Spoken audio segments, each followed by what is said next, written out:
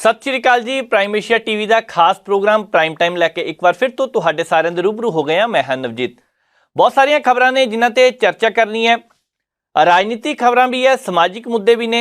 जिस हिसाब दे नाल किसानां दा एक बार फिर तो रोस प्रदर्शन सामने आ रहा है।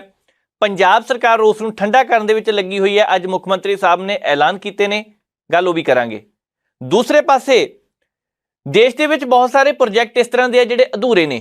ये अधूरे क्यों है, ਇਹਦੀ भी गल की जाएगी। तो नाले एक चर्चा चलती पई है कि देश में बहुत सारे कानून बदलने की तैयारी की जा रही है। कि कानून बदलने के नाल अपराध बदल जाएंगे? होर भी बहुत सारिया खबरां जिन्हां ते गलबात करांगे। शुरुआत असी इन्हां कानूनों तो ही कर लैंदे हैं जो बदलने की तैयारी की जा रही है। पिछले दिनी सरकार ने कुछ ऐलान किए।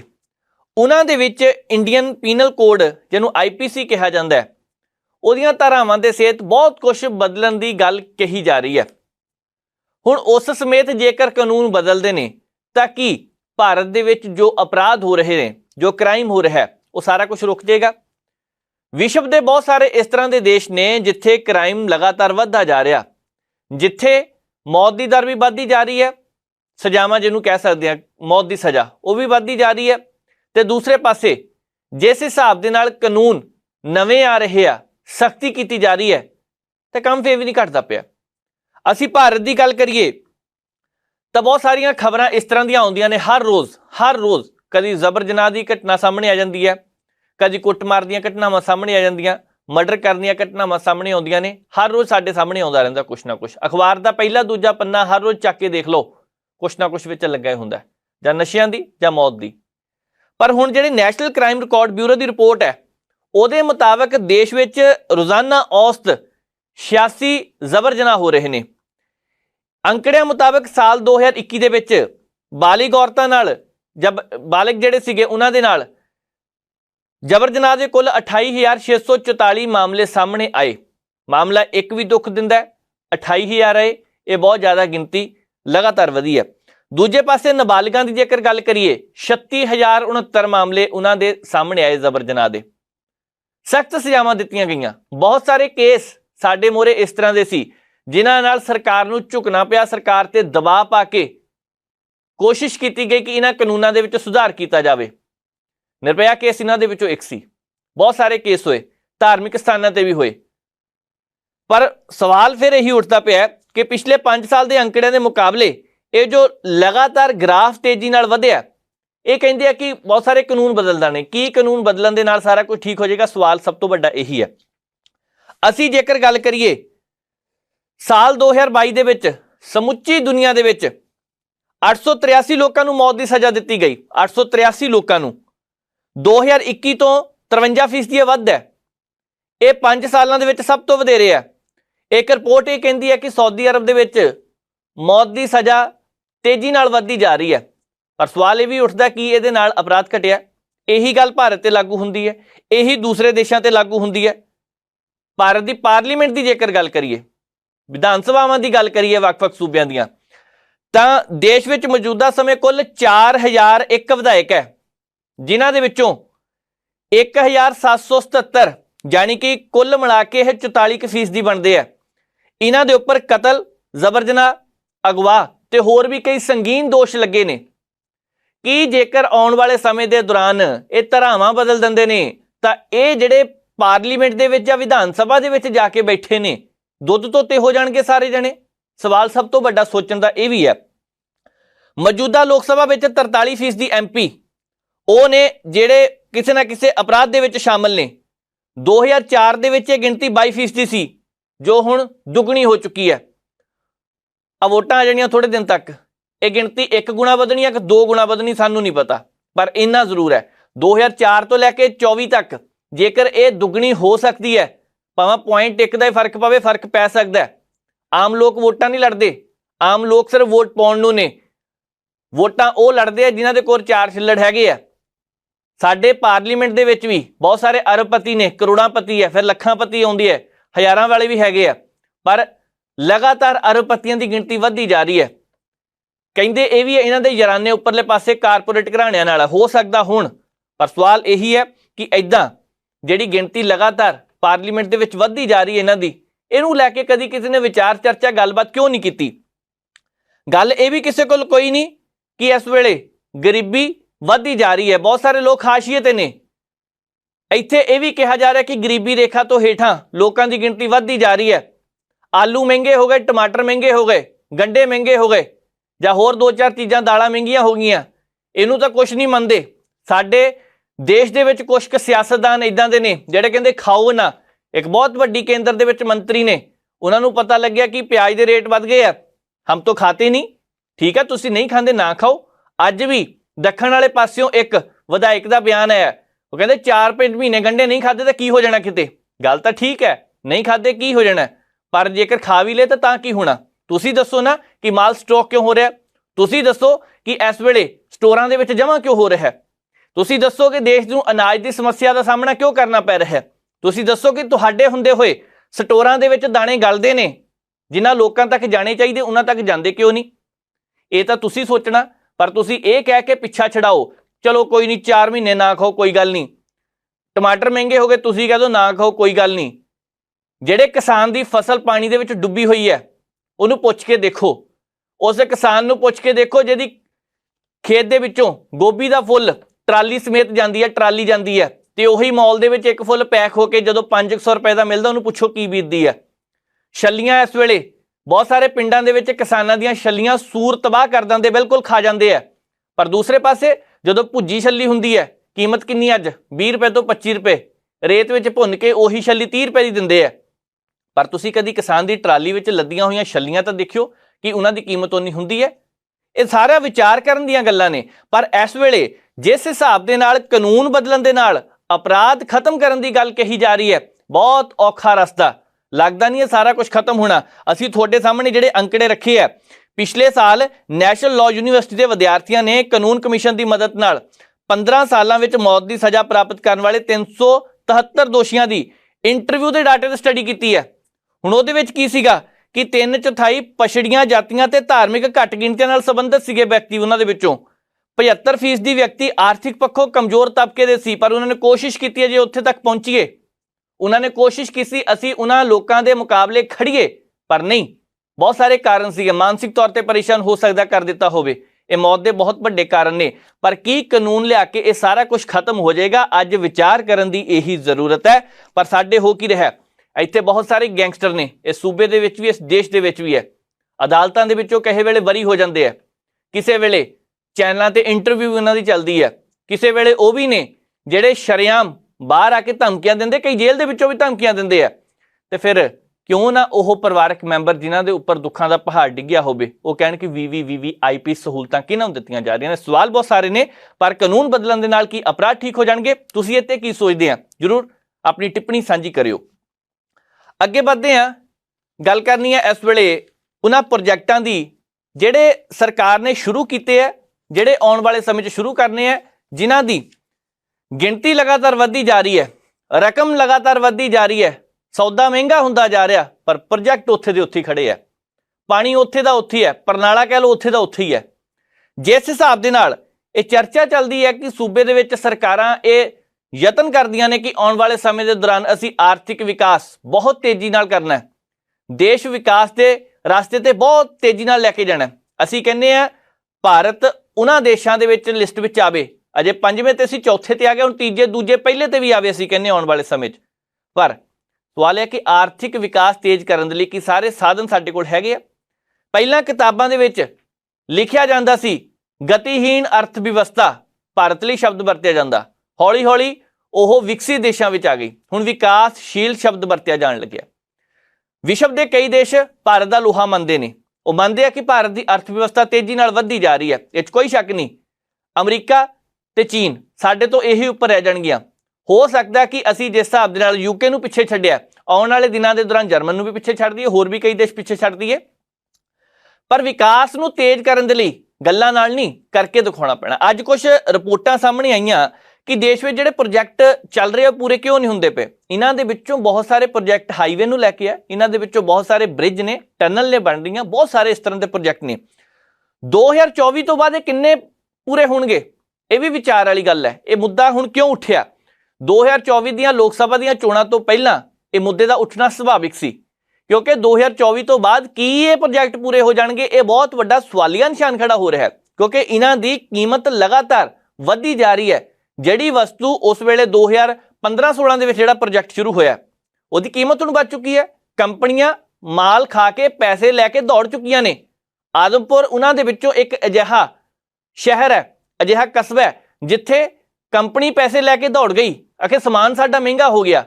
इदां दे पता नहीं होर किन्ने क पंजाब दे विच, भारत दे विच शहर होणगे, जिले होणगे, कस्बे होणगे जिथे प्रोजैक्ट छड्ड के कंपनियां भज चुकियां ने, पर उन्हां नूं पैसे पहले दे दिते गए आ।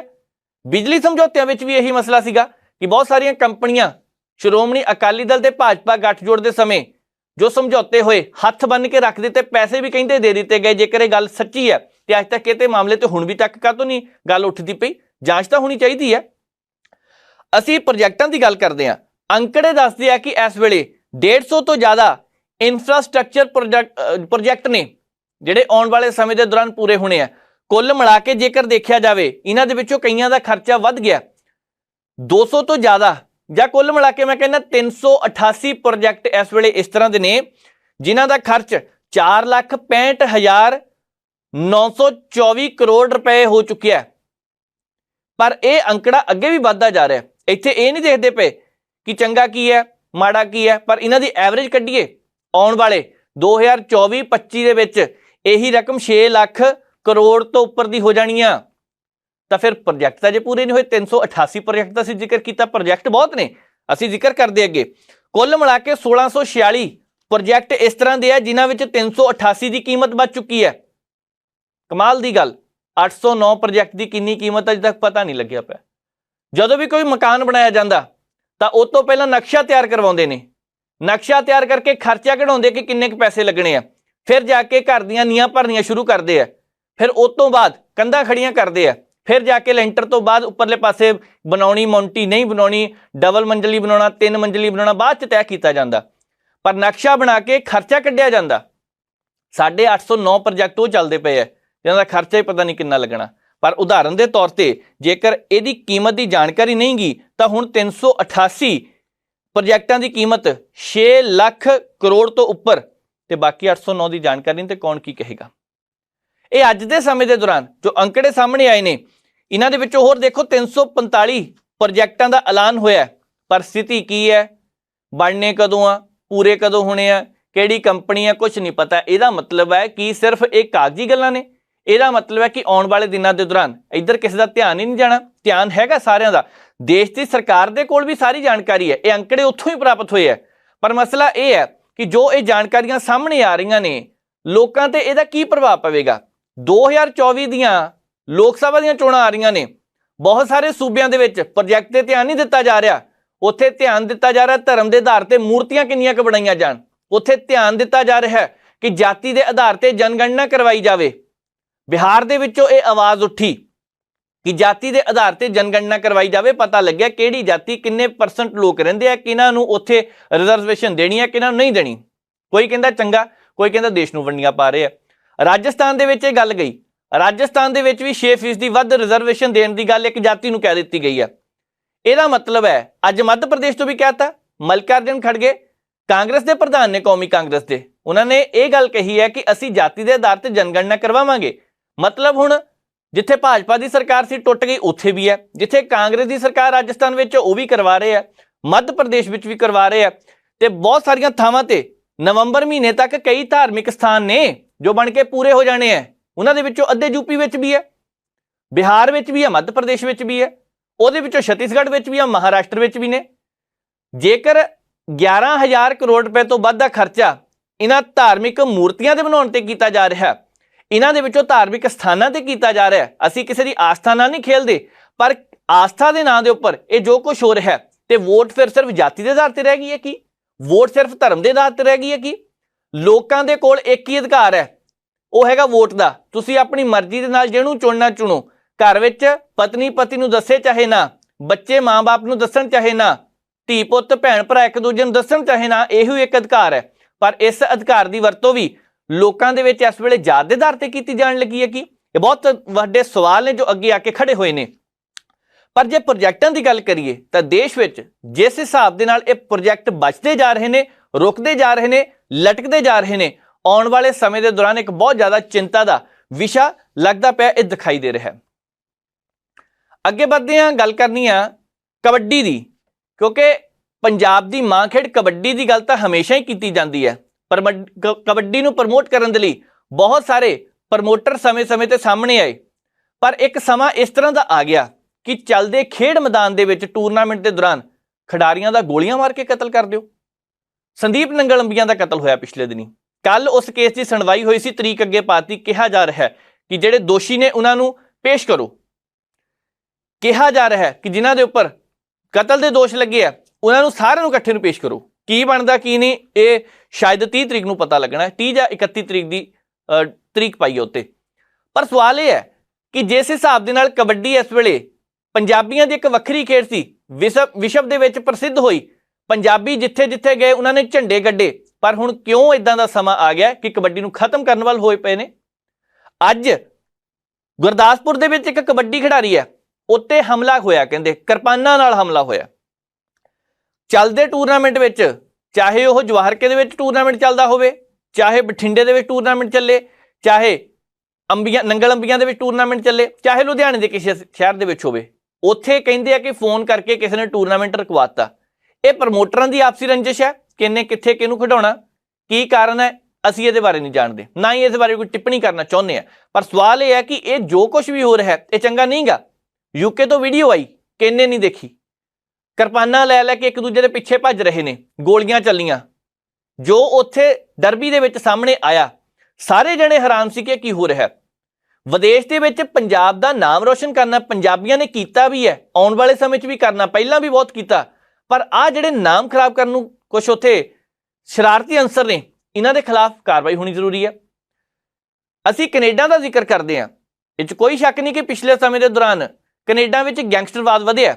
ਇੱਕ ਪਰਿਵਾਰ ਦੇ 3 ਭਰਾਵਾਂ ਦਾ ਕਤਲ ਬਰੈਂਪਟਨ ਦੇ ਵਿੱਚ ਕਰ ਦਿੱਤਾ ਗਿਆ। ਇੱਦਾਂ ਦੀਆਂ ਕਈ ਖਬਰਾਂ ਸੁਣਨ ਨੂੰ ਮਿਲਦੀਆਂ ਨੇ। ਕਦੀ ਉੱਥੇ ਇਹ ਖਬਰ ਆ ਜਾਂਦੀ ਹੈ ਕਿ 13 ਪੰਜਾਬੀਆਂ ਨੇ ਬੱਚਿਆਂ ਦੇ ਨਾਲ ਗਲਤ ਹਰਕਤਾਂ ਕੀਤੀਆਂ। ਕਦੀ ਖਬਰ ਆ ਜਾਂਦੀ ਹੈ ਕਿ ਗੱਡੀਆਂ ਚੋਰੀ ਹੁੰਦੀਆਂ, ਉਹਦੇ ਵਿੱਚ ਪੰਜਾਬੀਆਂ ਦਾ ਨਾਮ ਹੈ। ਬਦਨਾਮ ਕੌਣ ਹੋ ਰਿਹਾ? ਪੰਜਾਬ ਬਦਨਾਮ ਹੋ ਰਿਹਾ, ਪੰਜਾਬੀ ਬਦਨਾਮ ਹੋ ਰਹੇ ਨੇ। ਇੱਕ ਦੇ ਕਰਕੇ ਸਾਰਿਆਂ ਨੂੰ ਕਿਉਂ ਸੁਣਨਾ ਪੈਂਦਾ? ਇਸੇ ਤਰ੍ਹਾਂ ਕਬੱਡੀ ਦੇ ਵਿੱਚ ਵੀ ਜੋ ਕੁਝ ਸਾਹਮਣੇ ਆ ਰਿਹਾ ਹੈ, ਇਹ ਸਾਰਾ ਕੁਝ ਰੁਕਣਾ ਚਾਹੀਦਾ, ਨਹੀਂ ਤਾਂ ਆਉਣ ਵਾਲੇ ਦਿਨਾਂ ਦੇ ਦੌਰਾਨ ਲੋਕਾਂ ਦੇ ਮਨਾਂ ਤੋਂ ਇਹ ਖੇਡ ਕਿਤੇ ਉਤਰ ਨਾ ਜਾਵੇ। ਕਿਉਂਕਿ ਜਿੱਥੇ ਲੋਕ ਇਕੱਠੇ ਹੁੰਦੇ ਨੇ, ਜੇਕਰ ਇਸ ਤਰ੍ਹਾਂ ਦੀਆਂ ਘਟਨਾਵਾਂ ਵਾਪਰਨ ਲੱਗ ਪਈਆਂ ਤੇ ਲੋਕਾਂ ਨੇ ਕਹਿਣਾ ਅਸੀਂ ਕੀ ਕਰਨਾ ਜਾ ਕੇ, ਅਸੀਂ ਘਰ ਹੀ ਬਹੁਤ ਹਾਂ। ਵੈਸੇ ਤਾਂ ਅੱਜ ਕੱਲ੍ਹ ਬਹੁਤ ਲੋਕ ਜਾਂਦੇ ਵੀ ਨਹੀਂ ਗੇ, ਧੁੱਪ ਵੀ ਬਹੁਤ ਲੱਗਦੀ ਹੈ, ਸਕਿਨ ਉਹਨਾਂ ਦੀ ਸੜ ਜਾਂਦੀ ਹੈ ਨਾ। ਪਰ ਮੋਬਾਈਲ ਵੀ ਆ ਗਏ ਇੱਥੇ ਨਾ, ਮੋਬਾਈਲਾਂ ਤੇ ਵੀ ਲੋਕ ਲੱਗੇ ਰਹਿੰਦੇ ਆ ਨਾ, ਧਿਆਨ ਹੀ ਨਹੀਂ ਕਿਸੇ ਪਾਸੇ ਹੁੰਦਾ। ਪਰ ਇੱਧਰ ਧਿਆਨ ਦੇਣ ਦੀ ਜ਼ਰੂਰਤ ਹੈ, ਕਿਉਂਕਿ ਇਸ ਵੇਲੇ ਜਿਸ ਤਰ੍ਹਾਂ ਦੇ ਹਾਲਾਤ ਬਣਦੇ ਜਾ ਰਹੇ ਨੇ, ਕਬੱਡੀ ਨੂੰ ਕੀ ਖਤਮ ਕਰਨ ਦੀ ਕੋਸ਼ਿਸ਼ ਕੀਤੀ ਜਾ ਰਹੀ, ਸਾਜ਼ਿਸ਼ ਰਚੀ ਜਾ ਰਹੀ ਹੈ। ਬਹੁਤ ਵੱਡਾ ਇੱਕ ਸਵਾਲ ਹੈ, ਇੱਧਰ ਧਿਆਨ ਦੇਣ ਦੀ ਜ਼ਰੂਰਤ ਹੈ। ਅੱਗੇ ਵਧਦੇ ਹਾਂ, ਗੱਲ ਕਰਦੇ ਹਾਂ ਸਿਆਸਤ ਦੀ। ਸਨੀ ਦਿਓਲ ਹੋਰਾਂ ਦੀ ਗੱਲ ਕਰਦੇ ਹਾਂ, ਪਾਰਲੀਮੈਂਟ ਮੈਂਬਰ ਨੇ ਗੁਰਦਾਸਪੁਰ ਤੋਂ। ਭਾਵੇਂ ਉਹਨਾਂ ਦੀ ਹਾਜ਼ਰੀ ਪਾਰਲੀਮੈਂਟ ਦੇ ਵਿੱਚ 11% ਹੈ, ਫਿਰ ਕੀ ਹੋਇਆ, ਪਾਰਲੀਮੈਂਟ ਮੈਂਬਰ ਤਾਂ ਹੈਗੇ ਆ ਨਾ। ਫਿਰ ਕੀ ਹੈ ਕਿ ਉਹਨਾਂ ਦੇ ਉੱਥੇ ਲਾਪਤਾ ਦੇ ਪੋਸਟਰ ਲੱਗੇ ਨੇ, ਪਾਰਲੀਮੈਂਟ ਮੈਂਬਰ ਤਾਂ ਹੈਗੇ ਨੇ ਨਾ। ਪਰ ਅੱਜ ਸਨੀ ਦਿਓਲ ਹੋਰਾਂ ਨੇ ਐਲਾਨ ਕੀਤਾ ਕਿ ਹੱਥ ਖੜੇ ਹੋ ਗਏ, ਹੁਣ 2024 ਦੇ ਵਿੱਚ ਬਿਲਕੁਲ ਵੀ ਲੋਕ ਸਭਾ ਦੀ ਚੋਣ ਨਹੀਂ ਲੜਨਗੇ। ਪਰ ਉਹਨਾਂ ਨੇ ਇਹ ਗੱਲ ਉਦੋਂ ਕਹੀ ਹੈ ਜਦੋਂ 2 ਤਰ੍ਹਾਂ ਦੀਆਂ ਚਰਚਾਵਾਂ ਚੱਲਦੀਆਂ। ਕੱਲ ਖਬਰ ਆਈ ਕਿ ਉਹਨਾਂ ਦੀ ਕੋਠੀ ਨਿਲਾਮ ਹੋ ਜਾਣੀ ਹੈ, ਕਿਉਂਕਿ ਕਰਜ਼ਾ ਬਹੁਤ ਹੈ ਜੀ। ਦੇਰ ਸ਼ਾਮ ਇੱਕ ਖਬਰ ਆ ਜਾਂਦੀ ਹੈ ਕਿ ਇਦਾਂ ਦੀ ਕੋਈ ਗੱਲ ਨਹੀਂ, ਨਾ ਦੱਸੇ ਕਾਰਨਾਂ ਕਰਕੇ, ਅਣਦੱਸੇ ਕਹਿ ਸਕਦੇ ਆ, ਅਣਦੱਸੇ ਕਾਰਨਾਂ ਕਰਕੇ ਕੰਪਨੀ ਨੇ ਨੋਟਿਸ ਵਾਪਸ ਲੈ ਲਿਆ। ਨੋਟਿਸ ਉਦੋਂ ਵਾਪਸ ਲਿਆ ਜਦੋਂ ਵਿਰੋਧੀਆਂ ਨੇ ਸਵਾਲ ਕਰਨੇ ਸ਼ੁਰੂ ਕਰ ਦਿੱਤੇ। ਹੁਣ ਇਹ ਖਬਰ ਸੀਗੀ, ਸਾਰਾ ਦਿਨ ਹੀ ਮੀਡੀਆ ਦੇ ਵਿੱਚ ਚੱਲਦੀ ਰਹੀ। ਸ਼ਾਇਦ ਇਹ ਬਹੁਤ ਵੱਡੀ ਖਬਰ ਸੀਗੀ, ਕਿਸਾਨਾਂ ਦਾ ਪ੍ਰੋਟੈਸਟ ਚੱਲ ਰਿਹਾ ਸੀ, ਉਹ ਬਹੁਤਾ ਨਹੀਂ ਸੀ। ਫਿਰ ਕੀ, ਇੱਕ ਕਿਸਾਨ ਦੀ ਤਾਂ ਮੌਤ ਹੋਈ ਸੀ, ਸ਼ਾਇਦ ਇਹੀ ਮਨ ਦੇ ਵਿੱਚ ਹੋਵੇ। ਮੌਤ ਤਾਂ ਇੱਕ ਵੀ ਮਾੜੀ ਹੁੰਦੀ ਹੈ। ਪਰ ਜਿਸ ਹਿਸਾਬ ਦੇ ਨਾਲ ਸਨੀ ਦਿਓਲ ਸਾਹਿਬ ਹੁਣ ਇਹ ਗੱਲ ਕਹਿੰਦੇ, ਇੱਕ ਫਿਲਮ ਉਹਨਾਂ ਦੀ ਆਈ ਬੜੀ ਚੱਲੀ ਜੀ, ਕਹਿੰਦੇ ਫਿਲਮ ਉੱਤੇ ਲੋਕਾਂ ਵਿੱਚ ਪਹੁੰਚ ਰਹੇ ਆ। ਉਹ ਕਹਿੰਦੇ 2024 ਦੀਆਂ ਚੋਣਾਂ ਬਿਲਕੁਲ ਨਹੀਂ ਲੜਨੀਆਂ, ਕਿਉਂਕਿ ਮੈਂ ਜੋ ਕੰਮ ਕਰਦਾ ਪਿਆ, ਮੈਂ ਆਪਣੇ ਕਿੱਤੇ ਦੇ ਵਿੱਚ ਰਹਿ ਕੇ ਵੀ ਕਰ ਸਕਦਾ। ਮੈਂ ਇੱਕ ਐਕਟਰ ਦੇ ਤੌਰ ਤੇ ਵੀ ਇਹ ਸੇਵਾ ਕਰ ਸਕਦਾ। ਦੇਸ਼ ਦੀ ਸੇਵਾ ਕਰਨੀ ਜਿੱਦਾਂ ਮਰਜ਼ੀ ਕਰ ਲਓ, ਪਰ ਇਹ ਸੇਵਾ 2019 ਦੇ ਵਿੱਚ ਜਦੋਂ ਤੁਹਾਨੂੰ ਮਿਲੀ ਸੀ, ਤੁਸੀਂ ਕਿਉਂ ਨਹੀਂ ਕੀਤੀ? ਲੋਕ ਅੱਜ ਵੀ ਪੁੱਛ ਰਹੇ ਆ। ਅੱਜ ਵੀ ਲੋਕ ਗੁਰਦਾਸਪੁਰ ਦੇ ਵਿੱਚ ਲਾਪਤਾ ਦੇ ਪੋਸਟਰ ਕਿਉਂ ਲਗਾ ਰਹੇ ਆ? ਜਿਨ੍ਹਾਂ ਨੇ ਤੁਹਾਨੂੰ ਅੱਖਾਂ ਤੇ ਬਿਠਾਇਆ ਸੀ, ਅੱਜ ਇਸ ਤਰ੍ਹਾਂ ਦਾ ਸਲੂਕ ਕਰਨ। ਇਹਦਾ ਕਾਰਨ ਕੀ ਹੈ? ਲੱਭਣ ਦੀ ਜ਼ਰੂਰਤ ਹੈ, ਕਿਉਂਕਿ ਤੁਸੀਂ ਉੱਥੇ ਗਏ ਨਹੀਂ। ਲੋਕ ਕਹਿੰਦੇ ਆ ਕਿ ਅੰਮ੍ਰਿਤਸਰ ਵਿੱਚ, ਲੋਕ ਕਹਿੰਦੇ ਆ ਕਿ ਅਟਾਰੀ ਬਾਰਡਰ ਤੇ ਤੁਸੀਂ ਪਹੁੰਚ ਸਕਦੇ ਆ, ਪਰ ਆਪਣੇ ਹਲਕੇ ਦੇ ਵਿੱਚ ਜਿੱਥੋਂ ਲੋਕਾਂ ਨੇ ਚੁਣ ਕੇ ਭੇਜਿਆ ਉੱਥੇ ਤਾਂ ਖਿਆਲ ਹੀ ਨਹੀਂ। ਸ਼ਾਇਦ ਕਹਿੰਦੇ ਆ ਕਿ ਬਹੁਤ ਸਾਰੇ ਲੋਕਾਂ ਨੇ उस ਜ਼ਿਲ੍ਹੇ ਦੇ ਵਿੱਚ ਫਿਲਮ ਦਾ ਬਾਈਕਾਟ ਵੀ ਕੀਤਾ ਹੋਏਗਾ, ਸਾਨੂੰ ਉਹਨਾਂ ਨਹੀਂਗਾ। ਪਰ ਇੰਨਾ ਜ਼ਰੂਰ ਹੈ ਕਿ ਸਨੀ ਦਿਓਲ ਸਾਹਿਬ ਕਹਿੰਦੇ ਆ ਕਿ ਮੈਂ ਇੱਕ ਸਮੇਂ ਇੱਕ ਹੀ ਕੰਮ ਕਰਨਾ ਚਾਹੁੰਦਾ, ਕਰੀਅਰ ਮੇਰਾ ਫੋਕਸ ਮੇਰਾ ਅਦਾਕਾਰੀ ਤੇ ਹੈ, ਸੇਵਾ ਦੇਸ਼ ਦੀ ਮੈਂ ਇੱਧਰ ਰਹਿ ਕੇ ਵੀ ਕਰ ਸਕਦਾ। ਚਲੋ ਚੰਗੀ ਗੱਲ ਹੈ। ਇਸੇ ਤਰ੍ਹਾਂ ਦੀ ਸੇਵਾ ਵਿਨੋਦ ਖੰਨਾ ਸਾਹਿਬ ਨੇ ਵੀ ਕੀਤੀ ਸੀ। ਇਸ ਦੁਨੀਆ ਤੇ ਨਹੀਂ ਗਏ, ਪਰ ਉਹ 2 ਵਾਰ ਜਦੋਂ ਗੁਰਦਾਸਪੁਰ ਤੋਂ ਚੁਣੇ ਗਏ ਸੀ 1999 ਤੇ 2000 ਤੱਕ, ਉਸ ਤੋਂ ਬਾਅਦ 2014 ਤੋਂ 2017 ਤੱਕ ਉਹਨਾਂ ਨੇ ਵੀ ਦੇਸ਼ ਦੀ ਸੇਵਾ ਕੀਤੀ ਸੀ। ਉਹਨਾਂ ਨੇ ਪਾਰਲੀਮੈਂਟ ਦੇ ਵਿੱਚ ਵੀ ਉਹਨਾਂ ਨੇ ਜਦੋਂ ਪਾਰਲੀਮੈਂਟ ਮੈਂਬਰ ਰਹੇ ਉਸ ਵੇਲੇ ਵੀ ਲੋਕਾਂ ਨੇ ਚੁਣ ਕੇ ਭੇਜਿਆ ਸੀ। ਪਰ ਸਵਾਲ ਇਹ ਹੈ ਕਿ ਸਨੀ ਦਿਓਲ ਸਾਹਿਬ ਜਿਹੜੇ ਇਹ ਕਹਿੰਦੇ ਪਏ ਹੈ ਕਿ ਉਹਨਾਂ ਦੀ ਹਾਜ਼ਰੀ ਸ਼ਾਇਦ ਮੈਂ 11 ਕਹਿ ਗਿਆ 19% ਸੀਗੀ ਉਹਨਾਂ ਦੀ, ਪਰ 19% ਹਾਜ਼ਰੀ ਹੋਣ ਦੇ ਬਾਵਜੂਦ ਵੀ ਲੋਕ ਉਹਨਾਂ ਦੇ ਖਿਲਾਫ ਕਿਉਂ ਨਜ਼ਰ ਆ ਰਹੇ ਨੇ? ਸ਼ਾਇਦ ਇਸ ਕਰਕੇ ਕਿ ਉਹਨਾਂ ਨੇ ਗੱਲਬਾਤ ਬਹੁਤੀ ਸੁਣੀ ਨਹੀਂ। ਪਰ ਦੂਜੀ ਚਰਚਾ ਹੋਰ ਚੱਲ ਪਈ ਹੈ। ਸਨੀ ਦਿਓਲ ਸਾਹਿਬ ਅੱਜ ਭਾਵੇਂ ਕਹਿ ਦੇਣ ਕਿ 2024 'ਚ ਚੋਣਾਂ ਨਹੀਂ ਲੜਨੀਆਂ, ਪਰ ਉੱਥੋਂ ਹੁਣ ਸਰਗਰਮ ਹੋ ਗਈ ਹੈ ਸੀਟ ਤੇ, ਕਿਉਂਕਿ ਜਿਸ ਹਿਸਾਬ ਦੇ ਨਾਲ ਸੁਨੀਲ ਜਾਖੜ ਸਾਹਿਬ ਦਾ ਇੱਕ ਬਿਆਨ ਆਉਂਦਾ, ਉਹ ਕਹਿੰਦੇ ਕਿ ਮੈਂ ਤਾਂ ਲੋਕ ਸਭਾ ਦੀ ਚੋਣ ਲੜਨੀ ਨਹੀਂ ਇਸ ਵੇਲੇ। ਚਲੋ ਮੰਨ ਲੈਂਦੇ ਹਾਂ ਉਹ ਵੀ ਨਾ ਲੜਨਗੇ, ਪਰ ਸੁਨੀਲ ਜਾਖੜ ਪੰਜਾਬ ਭਾਜਪਾ ਦੇ ਪ੍ਰਧਾਨ ਨੇ, ਉਹਨਾਂ ਨੇ ਚੋਣ ਨਹੀਂ ਲੜਨੀ, ਤੇ ਕਿਹੜਾ ਚਿਹਰਾ ਹੋਏਗਾ ਜਿਹੜਾ ਉੱਥੋਂ ਲਿਆਂਦਾ ਜਾਵੇਗਾ? ਹੁਣ ਇਹ ਦੇਖਣ ਵਾਲੀ ਗੱਲ ਹੈ, ਕਿਉਂਕਿ ਸਨੀ ਦਿਓਲ ਸਾਹਿਬ ਨੇ ਜੇਕਰ ਕਹਿ ਦਿੱਤਾ ਕਿ ਨਹੀਂ ਲੜਨੀ ਚੋਣ, ਇਹਦਾ ਮਤਲਬ ਕੋਈ ਨਵਾਂ ਚਿਹਰਾ ਆਵੇਗਾ। ਉਹ ਨਵਾਂ ਚਿਹਰਾ ਕਿਹੜਾ ਹੋਵੇਗਾ? ਜਿਸ ਹਿਸਾਬ ਦੇ ਨਾਲ ਪਿਛਲੀ ਵਾਰੀ ਧਰੇ ਧਰਾਏ ਸਾਰੇ ਰਹਿ ਗਏ, ਪੈਰਾਸ਼ੂਟ ਦੇ ਰਾਹੀਂ ਲਿਆ ਕੇ ਅਮਿਤ ਸ਼ਾਹ ਹੋਰਾਂ ਨੇ ਸਿੱਧੇ ਉੱਥੇ ਕੈਂਡੀਡੇਟ ਰੱਖਿਆ ਤੇ ਉਹਨੇ ਜਿੱਤ ਵੀ ਪ੍ਰਾਪਤ ਕੀਤੀ। 2024 ਵਿੱਚ ਕੀ ਇਸੇ ਤਰ੍ਹਾਂ ਹੋਵੇਗਾ ਜਾਂ ਨਹੀਂ, ਇਹ ਆਉਣ ਵਾਲਾ ਸਮਾਂ ਦੱਸੇਗਾ। ਪਰ ਗੁਰਦਾਸਪੁਰ ਸੀਟ ਨੂੰ ਲੈ ਕੇ ਕਈ ਤਰ੍ਹਾਂ ਦੀਆਂ ਚਰਚਾਵਾਂ ਇਸ ਵੇਲੇ ਚੱਲਦੀਆਂ ਪਈਆਂ ਨੇ। ਅੱਗੇ ਵਧਦੇ ਹਾਂ, ਗੱਲ ਕਰਨੀ ਆ ਪਾਵਰਕੌਮ ਦੀ, ਕਿਉਂਕਿ ਇਸ ਵੇਲੇ ਪਾਵਰਕੌਮ ਜਿਸ ਹਿਸਾਬ ਦੇ ਨਾਲ ਘਾਟੇ ਵਿੱਚ ਚੱਲ ਰਿਹਾ ਸੀ, ਸਰਕਾਰ ਕਹਿੰਦੀ ਹੈ ਕਿ ਅਸੀਂ ਬਿਲਕੁਲ ਸਥਿਤੀ ਠੀਕ ਕਰ ਲਈ ਹੈ। ਸਰਕਾਰ ਕਹਿੰਦੀ ਸੀ ਕਿ ਬਹੁਤ ਥਾਵਾਂ ਤੇ ਕੁੰਡੀਆਂ ਲੱਗਦੀਆਂ ਸੀ, ਸਥਿਤੀ ਠੀਕ ਕਰ ਲਈ ਹੈ। ਠੀਕ ਹੈ, ਇਹ 'ਚ ਕੋਈ ਸ਼ੱਕ ਨਹੀਂ। 20,000 ਕਰੋੜ ਰੁਪਏ ਦਾ ਕਰਜ਼ਾ ਸੀ, ਉਹ ਵੀ ਲਾਤਾ। ਆਉਂਦੇ ਸਮੇਂ ਦੇ ਦੌਰਾਨ ਹੋਰ ਵੀ ਲਿਥ ਜਾਵੇਗਾ, ਪਰ ਇਸ ਵੇਲੇ ਵੀ ਬਹੁਤ ਜ਼ਿਆਦਾ ਕਰਜ਼ਾ ਲੱਗਦਾ ਕਿ ਪਾਵਰਕੌਮ ਦੇ ਉੱਪਰ ਹੈਗਾ। ਪਰ ਨਾਲ ਦੀ ਨਾਲ ਕੁਝ ਕੁ ਖਬਰਾਂ ਇਹ ਵੀ ਆ ਰਹੀਆਂ ਨੇ ਕਿ ਮੌਜਾਂ ਵੀ ਲੱਗੀਆਂ ਹੋਈਆਂ ਨੇ। ਕੁਝ ਕੁ ਰਸੂਖਦਾਰ ਉਹ ਲੋਕ ਨੇ, ਤਕੜੇ ਲੋਕ ਨੇ, ਜਿਨ੍ਹਾਂ ਨੇ 24 ਘੰਟੇ ਬੱਤੀ ਮੋਟਰਾਂ ਤੇ ਮੁਫਤ ਕਰਵਾਈ ਹੋਈ ਹੈ, ਜਿਨ੍ਹਾਂ ਨੂੰ ਸਹੂਲਤ ਮਿਲਦੀ ਪਈ ਹੈ। ਕਹਿੰਦੇ ਇਹ ਵੀ ਪਏ ਆ ਕਿ ਪਿਛਲੀਆਂ ਸਰਕਾਰਾਂ ਦੇ ਵੇਲੇ ਜਿਹੜੇ ਸਿਆਸਤਦਾਨ ਸੀ, ਇਸ ਵੇਲੇ ਭਾਵੇਂ ਵਿਧਾਇਕ ਵੀ ਨਹੀਂ ਗਏ, ਪਰ ਉਹਨਾਂ ਦੀ ਚੱਲਦੀ ਹੈ ਦਫ਼ਤਰਾਂ ਦੇ ਵਿੱਚ, ਪਿੱਠ ਤੇ ਖੜੇ ਨੇ ਉਹ। ਤੇ ਮੌਜੂਦਾ ਸਮੇਂ ਦੇ ਵਿੱਚ ਵੀ ਕੁਝ ਸਿਆਸਤਦਾਨ ਇਸ ਤਰ੍ਹਾਂ ਦੇ ਨੇ, ਉਹਨਾਂ ਥਾਵਾਂ ਤੇ ਉਹਨਾਂ ਨੂੰ ਥਾਪੜਾ ਮਿਲਦਾ ਪਿਆ। ਕੋਈ ਨਹੀਂ, ਚੱਕੀ ਜਾਓ ਫੱਟੇ, ਕਹਿੰਦੇ ਅਸੀਂ ਬੈਠੇ ਹਾਂ। ਜੇਕਰ ਇਸ ਤਰ੍ਹਾਂ ਦੀਆਂ ਖਬਰਾਂ ਸਾਹਮਣੇ ਆ ਰਹੀਆਂ ਨੇ ਤਾਂ ਪਾਵਰਕੌਮ ਨੇ ਅੰਦਾਜ਼ਾ ਲਾਇਆ ਕਿ 9,000 ਖੇਤੀ ਮੋਟਰਾਂ ਕਾਰਨ ਸਾਲਾਨਾ ਕਰੀਬ 100 ਕਰੋੜ ਰੁਪਏ ਦੀ ਬਿਜਲੀ ਚੋਰੀ ਹੋਈ ਹੈ। ਸਰਕਾਰ ਨੇ ਇੱਕ ਮੁਹਿੰਮ ਸ਼ੁਰੂ ਕੀਤੀ ਸੀ। ਮੁਹਿੰਮ ਦੇ ਵਿੱਚ ਇਹਨਾਂ ਨੇ ਕਿਹਾ ਸੀ ਕਿ ਕੁੰਡੀ ਜਿਹੜੀ ਲੱਗਦੀ ਹੈ ਉਹ ਰੋਕਣੀ ਹੈ। ਇਹ 'ਚ ਕੋਈ ਸ਼ੱਕ ਨਹੀਂ ਕਿ ਪਿਛਲੇ ਸਾਲਾਂ ਦੇ ਦੌਰਾਨ ਕੁੰਡੀਆਂ ਲੱਗਦੀਆਂ ਸੀ, ਹੁਣ ਵੀ ਖਬਰਾਂ ਆਈਆਂ ਨੇ ਤਾਂ ਆਉਂਦੀਆਂ ਵੀ ਹੈ, ਕੁੰਡੀਆਂ ਲੱਗਦੀਆਂ ਪਈਆਂ। ਪਰ ਜੇਕਰ ਸਰਕਾਰ ਨੇ ਮੁਹਿੰਮ ਸ਼ੁਰੂ ਕੀਤੀ ਸੀ ਤਾਂ ਖਤਮ ਕਿਉਂ ਨਹੀਂ ਕੀਤੀ ਕੁੰਡੀ ਲੱਗਣੀ? ਪਿੰਡਾਂ ਦੇ ਵਿੱਚ ਵੀ ਚੱਲਦਾ, ਸ਼ਹਿਰਾਂ ਵਿੱਚ ਵੀ ਚੱਲਦਾ। ਆ ਜਿਹੜੀਆਂ ਖਬਰਾਂ ਸਾਹਮਣੇ ਆਈਆਂ ਨੇ ਕਿ 100 ਕਰੋੜ ਰੁਪਏ ਦਾ ਰਗੜਾ ਸਰਕਾਰ ਦੇ ਖਜ਼ਾਨੇ ਨੂੰ ਲਗਾਤਾ, ਇਹ ਭਰਪਾਈ ਕਦੋਂ ਹੋਣੀ ਹੈ? ਪਿਛਲੇ ਸਮੇਂ ਦੇ ਦੌਰਾਨ 2 ਧਾਰਮਿਕ ਸਥਾਨ ਸੀ, ਇੱਕ ਤਰਨਤਾਰਨ ਵਾਲੇ ਪਾਸੇ ਸੀ, ਇੱਕ ਨਾਲ ਸੀ ਉਰਲੇ ਪਾਸੇ।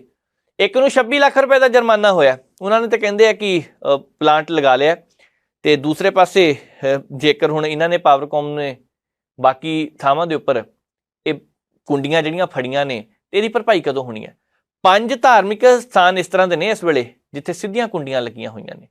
ਬਹੁਤ ਸਾਰੇ ਥਾਣੇ ਇਸ ਤਰ੍ਹਾਂ ਦੇ ਨੇ ਜਿੱਥੇ ਕੁੰਡੀਆਂ ਲੱਗੀਆਂ ਸੀਗੀਆਂ, ਕੁੰਡੀਆਂ ਪਾਉਣ ਵਾਲੇ ਕੁੰਡੀਆਂ ਪਾਈ ਜਾਂਦੇ ਪਏ ਨੇ। ਇਹ ਲਿਥਣੀਆਂ ਕਦੋਂ ਹੈ? ਇਹ ਬਿਜਲੀ ਜੋ ਚੋਰੀ ਹੋ ਰਹੀ ਹੈ ਰੁਕਣੀ ਕਦੋਂ ਹੈ? ਬਹੁਤ ਸਾਰੀਆਂ ਥਾਵਾਂ ਤੇ ਰਾਤ ਨੂੰ ਕਿਸੇ ਵੇਲੇ ਲੋਕਾਂ ਨੇ ਬਿਜਲੀ ਰੱਜ ਕੇ ਚੋਰੀ ਕੀਤੀ। ਤੁਹਾਨੂੰ ਯਾਦ ਹੋਣਾ ਜਦੋਂ ਪੰਜਾਬ ਸਰਕਾਰ ਨੇ ਇਹ ਐਲਾਨ ਕੀਤਾ ਕਿ 600 ਯੂਨਿਟਾਂ ਮੁਫਤ ਨੇ, ਤਾਂ ਉਸ ਤੋਂ ਬਾਅਦ ਬਹੁਤ ਸਾਰੇ ਲੋਕਾਂ ਨੇ ਛੋਟੇ ਸਰਦੀਆਂ ਨੂੰ ਹੀਟਰ ਲੈ ਲਏ। ਬਹੁਤ ਸਾਰੇ ਲੋਕਾਂ ਨੇ ਇਸ ਵੇਲੇ ਵੀ ਕੂਲਰ ਰੱਖ ਲਏ ਸੀਗੇ। ਬਹੁਤ ਸਾਰੇ ਲੋਕ ਉਹ ਸੀ ਜਿਨ੍ਹਾਂ ਨੇ ਸੋਚਿਆ ਕੋਈ ਨਹੀਂ ਜੀ, ਬੱਤੀ ਚੱਲਦੀ ਹੈ ਚੱਲੀ ਜਾਣ ਦਿਓ, ਫ੍ਰੀ ਹੈ, ਮੁਫਤ ਹੈ। ਜਿਸ ਹਿਸਾਬ ਦੇ ਨਾਲ ਇਹ ਕਹਿੰਦੇ ਆ ਨਾ ਕਿ 50 ਰੁਪਏ ਪਾਣੀ ਦਾ ਬਿੱਲ ਹੈ, ਕੋਈ ਨਹੀਂ ਚੱਲੀ ਜਾਣ ਦਿਓ। ਇਹ 50 ਸਾਲ ਬਾਅਦ ਪਤਾ ਲੱਗਣਾ ਕਿ ਪਾਣੀ 50 ਰੁਪਏ ਉਸ ਵੇਲੇ ਤਾਂ ਦਿੰਦੇ ਸੀਗੇ, ਪਰ ਕਿੰਨੇ ਕੁ ਲੀਟਰ ਤੁਸੀਂ 50 ਰੁਪਏ ਦੇ ਕਰਕੇ ਖਰਾਬ ਕਰ ਦਿੱਤਾ, ਇਹ ਆਉਣ ਵਾਲੇ ਸਮੇਂ 'ਚ ਪਤਾ ਲੱਗਣਾ। ਪਰ ਇਸ ਵੇਲੇ ਮੋਟਰਾਂ ਦਿਨ ਰਾਤ ਚੱਲ ਰਹੀਆਂ। ਕਹਿੰਦੇ ਇਕੱਲੇ ਤਰਨਤਾਰਨ ਜ਼ਿਲ੍ਹੇ ਵਿੱਚ ਕਰੀਬ 5,000 ਮੋਟਰਾਂ ਜਿਨ੍ਹਾਂ ਨੂੰ 24 ਘੰਟੇ ਬਿਜਲੀ ਸਪਲਾਈ ਮਿਲ ਰਹੀ ਹੈ। ਅਧਿਕਾਰੀ ਕਹਿੰਦੇ ਆ ਕਿ ਜਦੋਂ ਪੰਜਾਬ ਦੇ ਵਿੱਚ 2010-11 ਦੇ ਵਿੱਚ ਖੇਤੀ ਫੀਡਰਾਂ ਨੂੰ ਅਲੱਗ ਕੀਤਾ ਗਿਆ ਸੀ, ਤਾਂ ਇਹਨਾਂ ਰਸੂਖਵਾਨ ਕਿਸਾਨਾਂ ਦੀਆਂ ਖੇਤੀ ਮੋਟਰਾਂ ਨੂੰ ਖੇਤੀ ਫੀਡਰਾਂ ਨਾਲ ਜੋੜਨ ਨਹੀਂ ਦਿੱਤਾ ਗਿਆ। ਇਸ ਕਰਕੇ ਉਦੋਂ ਦਾ ਜੋ ਚੱਲਦਾ ਚੱਲੀ ਜਾਣ ਦਿਓ। ਪਰ ਮੌਜੂਦਾ ਸਮੇਂ ਦੀ ਸਰਕਾਰ ਨੂੰ ਇੱਧਰ ਧਿਆਨ ਦੇਣਾ ਪੈਣਾ। ਸਰਕਾਰ ਨੂੰ ਦੇਖਣਾ ਪੈਣਾ ਕਿੱਥੇ ਕਿੱਥੇ ਚੋਰੀਆਂ ਹੋ ਰਹੀਆਂ ਨੇ। ਪੰਜਾਬ ਦੇ ਵਿੱਚ ਕੁੱਲ 12,000 ਫੀਡਰ ਹੈ, ਜਿਨ੍ਹਾਂ ਦੇ ਵਿੱਚ 6600 ਖੇਤੀ ਫੀਡਰ ਹੈ। ਮੌਜੂਦਾ ਹਕੂਮਤ ਅੱਗੇ ਇਹ ਵੱਡੀ ਚੁਣੌਤੀ ਹੈ। ਇਸ ਚੁਣੌਤੀ ਨੂੰ ਕਿਵੇਂ ਪਾਰ ਕਰਦੇ ਨੇ, ਕਿਵੇਂ ਇਹ ਕੁੰਡੀਆਂ ਲਿਥਦੀਆਂ ਨੇ ਜਾਂ ਲਹਾਉਂਦੇ ਨੇ, ਇਹ ਸਮਾਂ ਦੱਸੇਗਾ। ਪਹਿਲਾਂ ਇੱਕ ਹੁੰਦਾ ਸੀ ਥਾਣੇ ਦੇ ਵਿੱਚ ਉਹਨਾਂ ਨੇ ਕੁੰਡੀ ਫੜ ਲਈ ਤਾਂ ਅਗਲੇ ਦਿਨ ਬਿਜਲੀ ਵਾਲੇ ਆ ਕੇ ਕੱਟ ਜਾਂਦੇ ਸੀਗੇ, ਥਾਣੇ ਵਾਲੇ ਚਲਾਨ ਕਰ ਦਿੰਦੇ ਸੀ ਉਹਨਾਂ ਦਾ ਫੜ ਕੇ। ਇਹ ਬਹੁਤ ਸਾਰੀਆਂ ਖਬਰਾਂ ਆਈਆਂ। ਅਸੀਂ ਥਾਣੇ ਤੇ ਬਿਜਲੀ ਡਿਪਾਰਟਮੈਂਟ ਵਿੱਚ ਕਿਉਂ ਜਾਂਦੇ? ਪੰਜਾਬ ਦੇ ਵਿੱਚ ਆ ਹੁਣ ਕਿਸਾਨਾਂ ਨੂੰ ਲੈ ਕੇ ਵੀ ਜਿਹੜੀ ਖਬਰ ਆ ਗਈ ਹੈ ਕਿ 24 ਘੰਟੇ ਕੁਛ ਨੂੰ ਸਪਲਾਈ ਦਿੱਤੀ ਜਾ ਰਹੀ ਹੈ। ਇਹ ਚਰਚਾ ਚੱਲਦੀ ਪਈ, ਜੇਕਰ ਇਹ ਹੈਗਾ ਤੇ ਇਹਦੀ ਚੈਕਿੰਗ ਹੋਣੀ ਚਾਹੀਦੀ ਹੈ। ਨਹੀਂ ਤਾਂ ਜਿਹੜੀ ਇਹ ਖਬਰ ਸਾਹਮਣੇ ਆਈ ਹੈ, ਇਸ ਤੋਂ ਬਾਅਦ ਅਜੇ ਤੱਕ ਉਹਨਾਂ ਜ਼ਿਲ੍ਹਿਆਂ ਵਿੱਚ ਕੀ ਕਾਰਵਾਈ ਹੋਈ, ਅਸੀਂ ਆਉਂਦੇ ਦਿਨਾਂ ਨੂੰ ਉਹਦਾ ਵੀ ਜ਼ਿਕਰ ਕਰਾਂਗੇ, ਚਰਚਾ ਕਰਾਂਗੇ। ਪਰ ਜਿਸ ਹਿਸਾਬ ਦੇ ਨਾਲ ਇਹ ਖਬਰਾਂ ਸਾਹਮਣੇ ਆਉਣੀਆਂ ਸ਼ੁਰੂ ਹੋ ਚੁੱਕੀਆਂ ਨੇ, ਲੱਗਦਾ ਪਿਆ ਕਿ ਇੱਥੇ ਪੰਜਾਬ ਦੀ ਵੱਡੇ ਪੱਧਰ ਤੇ ਪੰਜਾਬ 'ਚ ਬਿਜਲੀ ਦੀ ਕੁੰਡੀ ਲੱਗਦੀ ਪਈ ਹੈ। ਅੱਗੇ ਵੱਧਦੇ ਹਾਂ, ਗੱਲ ਕਰਨੀ ਹੈ ਨਸ਼ਿਆਂ ਦੀ ਜਾਂਦੇ ਜਾਂਦੇ, ਕਿਉਂਕਿ ਪੰਜਾਬ ਦੇ ਵਿੱਚ ਨਸ਼ੇ ਲਗਾਤਾਰ ਵੱਧਦੇ ਜਾ ਰਹੇ ਨੇ। ਪਰ ਉੱਥੇ ਹੀ ਅੱਜ ਵੱਧਦੇ ਨਸ਼ੇ ਦੀ ਗੱਲ ਨਹੀਂ ਕਰਨੀ, ਅਸੀਂ ਅੱਜ ਇੱਕ ਪੋਜ਼ਿਟਿਵ ਜੀ ਖਬਰ ਹੈ ਜਾਂਦੇ ਜਾਂਦੇ ਚਰਚਾ ਕਰਾਂਗੇ। ਪੰਜਾਬ ਦੇ ਵਿੱਚ ਪਟਿਆਲਾ ਨਾਭੇ 'ਚ ਇੱਕ ਪਿੰਡ ਪੈਂਦਾ ਰੋਹਟਾ। ਹੁਣ ਉੱਥੇ 3 ਮਹੀਨੇ ਦੇ ਵਿੱਚ 3 ਨੌਜਵਾਨਾਂ ਦੀ ਮੌਤ ਹੋ ਜਾਂਦੀ ਹੈ ਨਸ਼ੇ ਦੇ ਕਰਕੇ, ਓਵਰਡੋਜ਼ ਦੇ ਕਰਕੇ। ਪਿੰਡ ਵਾਲਿਆਂ ਨੇ ਸੋਚਿਆ ਕਿ ਇਹ ਜਿਹੜੀ ਮੌਤਾਂ ਹੋ ਰਹੀਆਂ ਨੇ, ਕਿਉਂ ਨਾ ਅਸੀਂ ਕੋਈ ਕਲੱਬ ਬਣਾਈਏ, ਕਲੱਬ ਬਣਾ ਕੇ ਉੱਥੇ ਜਿਹੜੇ ਲੋਕ ਨਸ਼ੇ ਦੇ ਵਿੱਚ ਖੁੱਭੇ ਹੋਏ ਆ, ਫਸੇ ਹੋਏ ਆ, ਉਹਨਾਂ ਨੂੰ ਚੋਂ ਕੱਢਣ ਦੀ ਕੋਸ਼ਿਸ਼ ਕਰੀਏ। ਚਲੋ ਉਹ ਕਰਦੇ ਵੀ ਪਏ ਆ, ਪਰ ਨਾਲ ਦੀ ਨਾਲ ਉਹਨਾਂ ਨੇ ਬੱਚਿਆਂ ਨੂੰ ਦੌੜਾਉਣਾ ਸ਼ੁਰੂ ਕਰ ਦਿੱਤਾ। ਮੈਰਾਥਨ 15 ਦਿਨ ਦੇ ਬਾਅਦ ਮੈਰਾਥਨ ਕਰਵਾਈ ਜਾ ਰਹੀ ਹੈ, ਇਨਾਮ ਵੀ ਦੇ ਰਿਹਾ, ਉਹਦੇ ਵੱਟੇ ਦੁੱਧ ਤੇ ਘੇ ਇਹ ਵੀ ਦੇ ਰਿਹਾ। ਇੱਕ ਸਮਾਂ ਸੀ ਜਦੋਂ ਪੁਰਾਣੇ ਬਜ਼ੁਰਗ ਕਿੱਲਿਆਂ ਦੇ ਕਿੱਲੇ ਹੀ ਵੜ ਦਿੰਦੇ ਹੁੰਦੇ ਸੀ ਕਣਕ ਦੇ, ਘੇ ਦੇ ਪੀਪੇ ਪੀ ਜਾਂਦੇ ਸੀ। ਅੱਜ ਕੱਲ੍ਹ ਸਰੀਰ ਭਾਵੇਂ ਉਹ ਨਹੀਂ, ਖੁਰਾਕਾਂ ਉਹ ਨਹੀਂ ਗੀਆਂ। ਅੱਜ ਕੱਲ੍ਹ ਤਾਂ ਤੁਸੀਂ ਛੋਟਾ ਬੱਚਾ ਹੋਵੇ ਨਾ, ਇੱਕ ਛੱਲੀ ਵੀ ਖਾਣੀ ਹੋਵੇ ਉਹਨੇ, ਤਾਂ ਉਹਨੂੰ ਕਹਿੰਦੇ ਆ ਕਿ ਇੱਕ ਹੀ ਖਾਈ, ਢਿੱਡ ਦੁਖਣ ਲੱਗ ਪੈਣਾ। ਇੱਕ ਸਮਾਂ ਸੀ ਜਦੋਂ ਗੰਨੇ ਚੂਪੇ ਜਾਂਦੇ ਸੀ ਤਾਂ ਉਹਨਾਂ ਨੂੰ ਕਹਿੰਦੇ ਸੀ, ਬਜ਼ੁਰਗ ਕਹਿੰਦੇ ਹੁੰਦੇ ਸੀ 5-5 7-7 ਗੰਨੇ ਐਂ ਹੀ ਆਪਾਂ ਪੂਰੀਆਂ ਚੂਪ ਜਾਂਦੇ ਹੁੰਦੇ ਸੀ। ਪਰ ਅੱਜ ਕੱਲ੍ਹ ਤਾਂ ਦਾੜਾਂ ਦੁਖਣ ਲੱਗ ਪਈਆਂ ਨੇ ਨਾ, ਉਹ ਕੱਟ ਕੇ ਦਿੰਦੇ ਆ। ਕਮਾਲ ਦੀ ਗੱਲ ਹੈ ਕਿ ਕਰ ਦੇਣਾ ਕੱਟ ਕੇ ਬੱਚਿਆਂ ਨੂੰ ਦਿੰਦੇ ਕਿ ਇਦਾਂ ਖਾਓ। ਇਹ ਸਾਰਾ ਕੁਝ ਜੋ ਕੁਝ ਸਮੇਂ ਦੇ ਹਿਸਾਬ ਦੇ ਨਾਲ ਬਦਲ ਗਿਆ, ਭਾਵੇਂ ਇਹਦੇ ਵਿੱਚ ਖੁਰਾਕ ਦਾ ਹੀ ਕਿਉਂ ਨਾ ਹੋਵੇ, ਪਰ ਦੇਸੀ ਘੇ ਅੱਜ ਦੇ ਸਮੇਂ ਦੌਰਾਨ ਬਹੁਤ ਸਾਰੇ ਲੋਕ ਤਾਂ ਖਾਂਦੇ ਹੀ ਨਹੀਂ। ਪੇਟ ਖਰਾਬ ਹੋ ਜਾਂਦਾ, ਢਿੱਡ ਦੁਖਣ ਲੱਗ ਪੈਂਦਾ ਜੀ। ਇਹ ਸਾਰੀਆਂ ਚੀਜ਼ਾਂ ਜੇਕਰ ਨਾਲ ਕਸਰਤ ਕੀਤੀ ਜਾਵੇ ਤਾਂ ਠੀਕ ਨੇ। ਪਰ ਇਸ ਪਿੰਡ ਨੇ ਜੋ ਸ਼ੁਰੂਆਤ ਕੀਤੀ ਹੈ, ਨੌਜਵਾਨਾਂ ਨੂੰ ਗਰਾਊਂਡ ਦੇ ਵਿੱਚ ਲੈ ਕੇ ਆਉਂਦੇ ਆ ਤਾਂ ਕਿ ਨਸ਼ਿਆਂ ਤੋਂ ਦੂਰ ਰਹਿਣ। ਲਾਗਲੇ ਪਿੰਡਾਂ ਨੇ ਉੱਥੇ ਆਉਣਾ ਸ਼ੁਰੂ ਕਰ ਦਿੱਤਾ। ਇਸ ਕਲੱਬ ਨੇ ਜਿਹੜੀ ਇਹ ਕੋਸ਼ਿਸ਼ ਕੀਤੀ ਹੈ, ਕੋਸ਼ਿਸ਼ ਇਹ ਚੰਗੀ ਹੈ। ਅੱਧੇ ਦਰਜਨ ਤੋਂ ਵੱਧ ਨੌਜਵਾਨ ਜਿਹੜੇ ਆ ਉਹ ਨਸ਼ੇ ਦੇ ਵਿੱਚ ਖੁੱਭੇ ਹੋਏ ਸੀਗੇ, ਉਹਨਾਂ ਨੂੰ ਬਾਹਰ ਕੱਢਣ ਦੇ ਲਈ ਉਹਨਾਂ ਨੇ ਜਿਹੜਾ ਇਹ ਯਤਨ ਕੀਤਾ, ਇਹ ਚੰਗਾ। ਪੰਜਾਬ ਦੇ ਵਿੱਚ ਬਹੁਤ ਸਾਰੀਆਂ ਥਾਵਾਂ ਇਸ ਤਰ੍ਹਾਂ ਦੀਆਂ ਨੇ ਜਿੱਥੇ ਹੁਣ ਕੋਸ਼ਿਸ਼ਾਂ ਕੀਤੀਆਂ ਜਾ ਰਹੀਆਂ ਨੇ। ਪਰ ਰਾਤ ਹੀ ਇੱਕ ਖਬਰ ਬਠਿੰਡੇ ਵਾਲੇ ਪਾਸਿਓਂ ਆਈ। ਹੁਣ ਉੱਥੇ ਕੀ ਹੋਇਆ? ਪਿੰਡ ਦੇ ਵਿੱਚ ਰਾਤ ਨੂੰ ਪਹਿਰਾ ਲੱਗਾ ਸੀ ਕਿ ਨਸ਼ੇ ਵਾਲੇ ਤਸਕਰ ਜਿਹੜੇ ਆਉਂਦੇ ਆ ਉਹਨਾਂ ਨੂੰ ਫੜੀਏ। ਰਾਤ ਨਸ਼ਾ ਤਸਕਰਾਂ ਨੇ ਪਿੰਡ ਦੇ ਲੋਕਾਂ ਤੇ ਹਮਲਾ ਕਰ ਦਿੱਤਾ। ਹਮਲਾ ਕਿਉਂ ਕੀਤਾ? ਕਿ ਇਹ ਸਾਨੂੰ ਨਸ਼ਾ ਕਰਨ ਤੋਂ ਰੋਕਦੇ ਆ, ਵੇਚਣ ਤੋਂ ਰੋਕਦੇ ਪਏ ਆ। ਮਾਲਵੇ ਦੇ ਬਹੁਤ ਸਾਰੇ ਪਿੰਡਾਂ ਦੇ ਵਿੱਚ ਲੋਕਾਂ ਨੇ ਇਕੱਠ ਕੀਤਾ ਕਿ ਜੇਕਰ ਇਹ ਨਸ਼ਾ ਕਰਦੇ ਆ ਤੇ ਇਹਨਾਂ ਦੇ ਖਿਲਾਫ ਕਾਰਵਾਈ ਕੀਤੀ ਜਾਵੇ, ਪੁਲਿਸ ਜਾਂਚ ਕਰਵਾਈ ਜਾਵੇ, ਰਿਪੋਰਟ ਕੀਤੀ ਜਾਵੇ। ਬਹੁਤ ਕੁਝ ਚੱਲਦਾ ਪਿਆ, ਪਰ ਉਹ ਹੁਣ ਨਸ਼ਾ ਕਰਨ ਵਾਲੇ ਹੀ ਤਸਕਰ ਹੀ ਆਮ ਲੋਕਾਂ ਦੇ ਉੱਪਰ ਵੀ ਹਮਲਾ ਕਰ ਰਿਹਾ, ਤੇ ਥੋੜਾ ਜਿਹਾ ਸਖਤਾਈ ਕਰਨ ਦੀ ਜ਼ਰੂਰਤ ਹੈ। ਇੱਕ ਚਰਚਾ ਪਹਿਲਾਂ ਵੀ ਅਸੀਂ ਕੀਤੀ ਹੈ ਕਿ ਇਹਨਾਂ ਨੂੰ ਕੋਈ ਨਸ਼ੇੜੀ ਕਹਿੰਦਾ, ਠੀਕ ਹੈ ਕਹੋ ਤੁਸੀਂ, ਪਰ ਮਸਲਾ ਇਹ ਹੈ ਕਿ ਨਾਲ ਦੀ ਨਾਲ ਮਨੋਵਿਗਿਆਨਿਕ ਤੌਰ ਤੇ ਉਹਨਾਂ ਲੋਕਾਂ ਨੂੰ ਜ਼ਰੂਰਤ ਹੈ ਤੁਹਾਡੇ ਸਾਥ ਦੀ। ਪੰਜਾਬ ਦੇ ਵਿੱਚ ਜੇਕਰ ਇਸ ਤਰ੍ਹਾਂ ਦੇ ਕੇਂਦਰ ਖੋਲ੍ਹੇ ਜਾਣ ਜਿੱਥੇ ਉਹਨਾਂ ਨੂੰ ਲੈ ਕੇ ਕਾਉਂਸਲਿੰਗ ਕੀਤੀ ਜਾਵੇ ਤਾਂ ਹੋ ਸਕਦਾ ਕਿ ਹਾਲਾਤ ਥੋੜ੍ਹੇ ਜਿਹੇ ਠੀਕ ਹੋਣ। ਪਰ ਇਹਨਾਂ ਕੇਂਦਰਾਂ ਦੀ ਜ਼ਰੂਰਤ ਹੈ। ਅਸੀਂ ਚਾਹੁੰਦੇ ਕਿ ਨਸ਼ਾ ਛਡਾਊ ਕੇਂਦਰ ਬੰਦ ਹੋ ਜਾਣ, ਨਾ ਹੀ ਖੁੱਲ੍ਹਣ, ਪਰ ਮਨੋਵਿਗਿਆਨਿਕ ਤੌਰ ਤੇ ਲੋਕ ਮਜ਼ਬੂਤ ਰਹਿਣ, ਇੱਦਾਂ ਦੇ ਕੇਂਦਰ ਖੋਲ੍ਹਣ ਦੀ ਜ਼ਰੂਰਤ ਹੈ। ਜੇਕਰ ਸਰਕਾਰ ਲੱਗਦਾ ਕਿ ਆਉਣ ਵਾਲੇ ਸਮੇਂ ਦੇ ਦੌਰਾਨ ਇੱਦਾਂ ਪੰਜਾਬ ਦਾ ਭਲਾ ਹੁੰਦਾ ਤੇ ਇਸ ਭਲੇ ਨੂੰ ਸਾਰਿਆਂ ਨੂੰ ਆਸ ਹੋਣੀ ਚਾਹੀਦੀ ਹੈ। ਤੇ ਇਹ ਨਾਭਾ ਦੇ ਵਿੱਚ ਰੋਹਟਾ 'ਚ ਜੋ ਲੋਕਾਂ ਨੇ ਕਲੱਬ ਨੇ ਸ਼ੁਰੂਆਤ ਕੀਤੀ ਹੈ, ਇਸ ਕਲੱਬ ਦਾ ਲੱਗਦਾ ਪਿਆ ਕਿ ਆਉਣ ਵਾਲੇ ਸਮੇਂ ਦੌਰਾਨ ਪਹਿਲ ਵਧੀਆ ਰਹਿਣੀ ਆ। ਅੱਗੇ ਵੱਧਦੇ ਹਾਂ, ਗੱਲ ਕਰਨੀ ਹੈ ਕਿਸਾਨਾਂ ਦੀ, ਕਿਉਂਕਿ ਕੱਲ ਜਦੋਂ ਕਿਸਾਨਾਂ ਦਾ ਪੁਲਿਸ ਦੇ ਨਾਲ ਝੜਪ ਹੁੰਦੀ ਹੈ ਤਾਂ ਉਸ ਵੇਲੇ ਇੱਕ ਕਿਸਾਨ ਦੀ ਮੌਤ ਹੋ ਜਾਂਦੀ। ਦਰਅਸਲ ਖਬਰ ਪਹਿਲਾਂ ਇਹ ਆਈ ਸੀ, ਪਰ ਬਾਅਦ ਦੇ ਵਿੱਚ ਕੁਝ ਵੀਡੀਓ ਸਾਹਮਣੇ ਆਈਆਂ, ਉਹਦੇ ਵਿੱਚ ਦੇਖਿਆ ਜਾ ਸਕਦਾ ਇੱਕ ਕਿਸਾਨ ਝੜਪ ਹੋਈ, ਉਸ ਤੋਂ ਬਾਅਦ ਉਹ ਥੱਲੇ ਡਿੱਪਿਆ, ਉਹਦੇ ਉੱਪਰ ਦੀ ਟਰੈਕਟਰ ਟਰਾਲੀ ਦਾ ਪਿਛਲਾ ਟਾਇਰ ਲੰਘ ਗਿਆ। ਜ਼ਖਮ ਬਾਵਾ ਹੋ ਗਏ ਸੀਗੇ, ਹਸਪਤਾਲ ਲੈ ਗਏ, ਪਰ ਉਸ ਕਿਸਾਨ ਨੂੰ ਬਚਾਇਆ ਨਹੀਂ ਜਾ ਸਕਿਆ। ਬੜੀ ਉਸ ਵੇਲੇ ਸਾਰੇ ਪਾਸੇ ਮਾਹੌਲ ਗਮਰੀਨ ਜਿਹਾ ਹੋ ਗਿਆ। ਪਰ ਉਸ ਤੋਂ ਬਾਅਦ ਕਿਸਾਨਾਂ ਨੇ ਕਿਹਾ ਕਿ ਸਾਡੀਆਂ ਮੰਗਾਂ ਜਦੋਂ ਤੱਕ ਪੂਰੀਆਂ ਨਹੀਂ ਕੀਤੀਆਂ ਜਾਂਦੀਆਂ ਅਸੀਂ ਰੋਸ ਪ੍ਰਦਰਸ਼ਨ ਜਾਰੀ ਰੱਖਾਂਗੇ। ਉਹਨਾਂ ਨੇ ਰੋਸ ਪ੍ਰਦਰਸ਼ਨ ਕਰਦੇ ਹੋਏ ਕੱਲ ਜਿਸ ਹਿਸਾਬ ਦੇ ਨਾਲ ਦਿੱਲੀ ਵਿੱਚ ਜਾਂਦੇ ਸ਼ੰਭੂ ਬਾਰਡਰ ਤੇ ਹਾਲਾਤ ਸੀ, ਉਸੇ ਤਰ੍ਹਾਂ ਦੇ ਹਾਲਾਤ ਚੰਡੀਗੜ੍ਹ ਦੇ ਵਿੱਚ ਵੀ ਬਣੇ। ਪੁਲਿਸ ਕਹਿੰਦੀ ਅਸੀਂ ਆਉਣ ਨਹੀਂ ਦੇਣਾ। ਉੱਥੇ ਬਹੁਤ ਸਾਰੇ ਕਿਸਾਨ ਇਸ ਤਰ੍ਹਾਂ ਦੇ ਸੀ ਜਿਨ੍ਹਾਂ ਦੇ ਉੱਪਰ FIR ਦਰਜ ਕੀਤੀ ਗਈ। 51 ਤੋਂ ਵੱਧ ਕਿਸਾਨ ਸੀ ਜਿਨ੍ਹਾਂ ਤੇ FIR ਦਰਜ ਕੀਤੀ ਗਈ ਹੈ, ਤੇ ਬਹੁਤ ਸਾਰੇ ਕਿਸਾਨ ਉਹ ਜਿਨ੍ਹਾਂ ਨੂੰ ਚੰਡੀਗੜ੍ਹ ਦੇ ਵਿੱਚ ਜਾਣ ਤੋਂ ਰੋਕਿਆ ਗਿਆ। ਕਿਸਾਨਾਂ ਨੂੰ ਲੈ ਕੇ ਆਮ ਆਦਮੀ ਪਾਰਟੀ ਦਾ ਪੱਖ ਕੁਛ ਹੋਰ ਹੈ, ਜੇਕਰ ਰਿਪੋਰਟ ਦੇਖੀਏ ਗਰਾਊਂਡ ਦੀ ਕੁਛ ਹੋਰ ਹੈ। ਸਰਕਾਰ ਨੇ ਅੱਜ ਮੁਆਵਜ਼ੇ ਦਾ ਐਲਾਨ ਵੀ ਕੀਤਾ, ਕਿਉਂਕਿ ਲੰਬੇ ਸਮੇਂ ਤੋਂ ਇਹ ਵਿਰੋਧ ਕੀਤਾ ਜਾ ਰਿਹਾ ਸੀ ਕਿ ਸਰਕਾਰ ਕਿਸਾਨਾਂ ਦੀ ਬਾਂਹ ਨਹੀਂ ਫੜਦੀ, ਉਲਟਾ ਡੰਡਾ ਫੇਰਨਾ ਸ਼ੁਰੂ ਕਰ ਦਿੱਤਾ।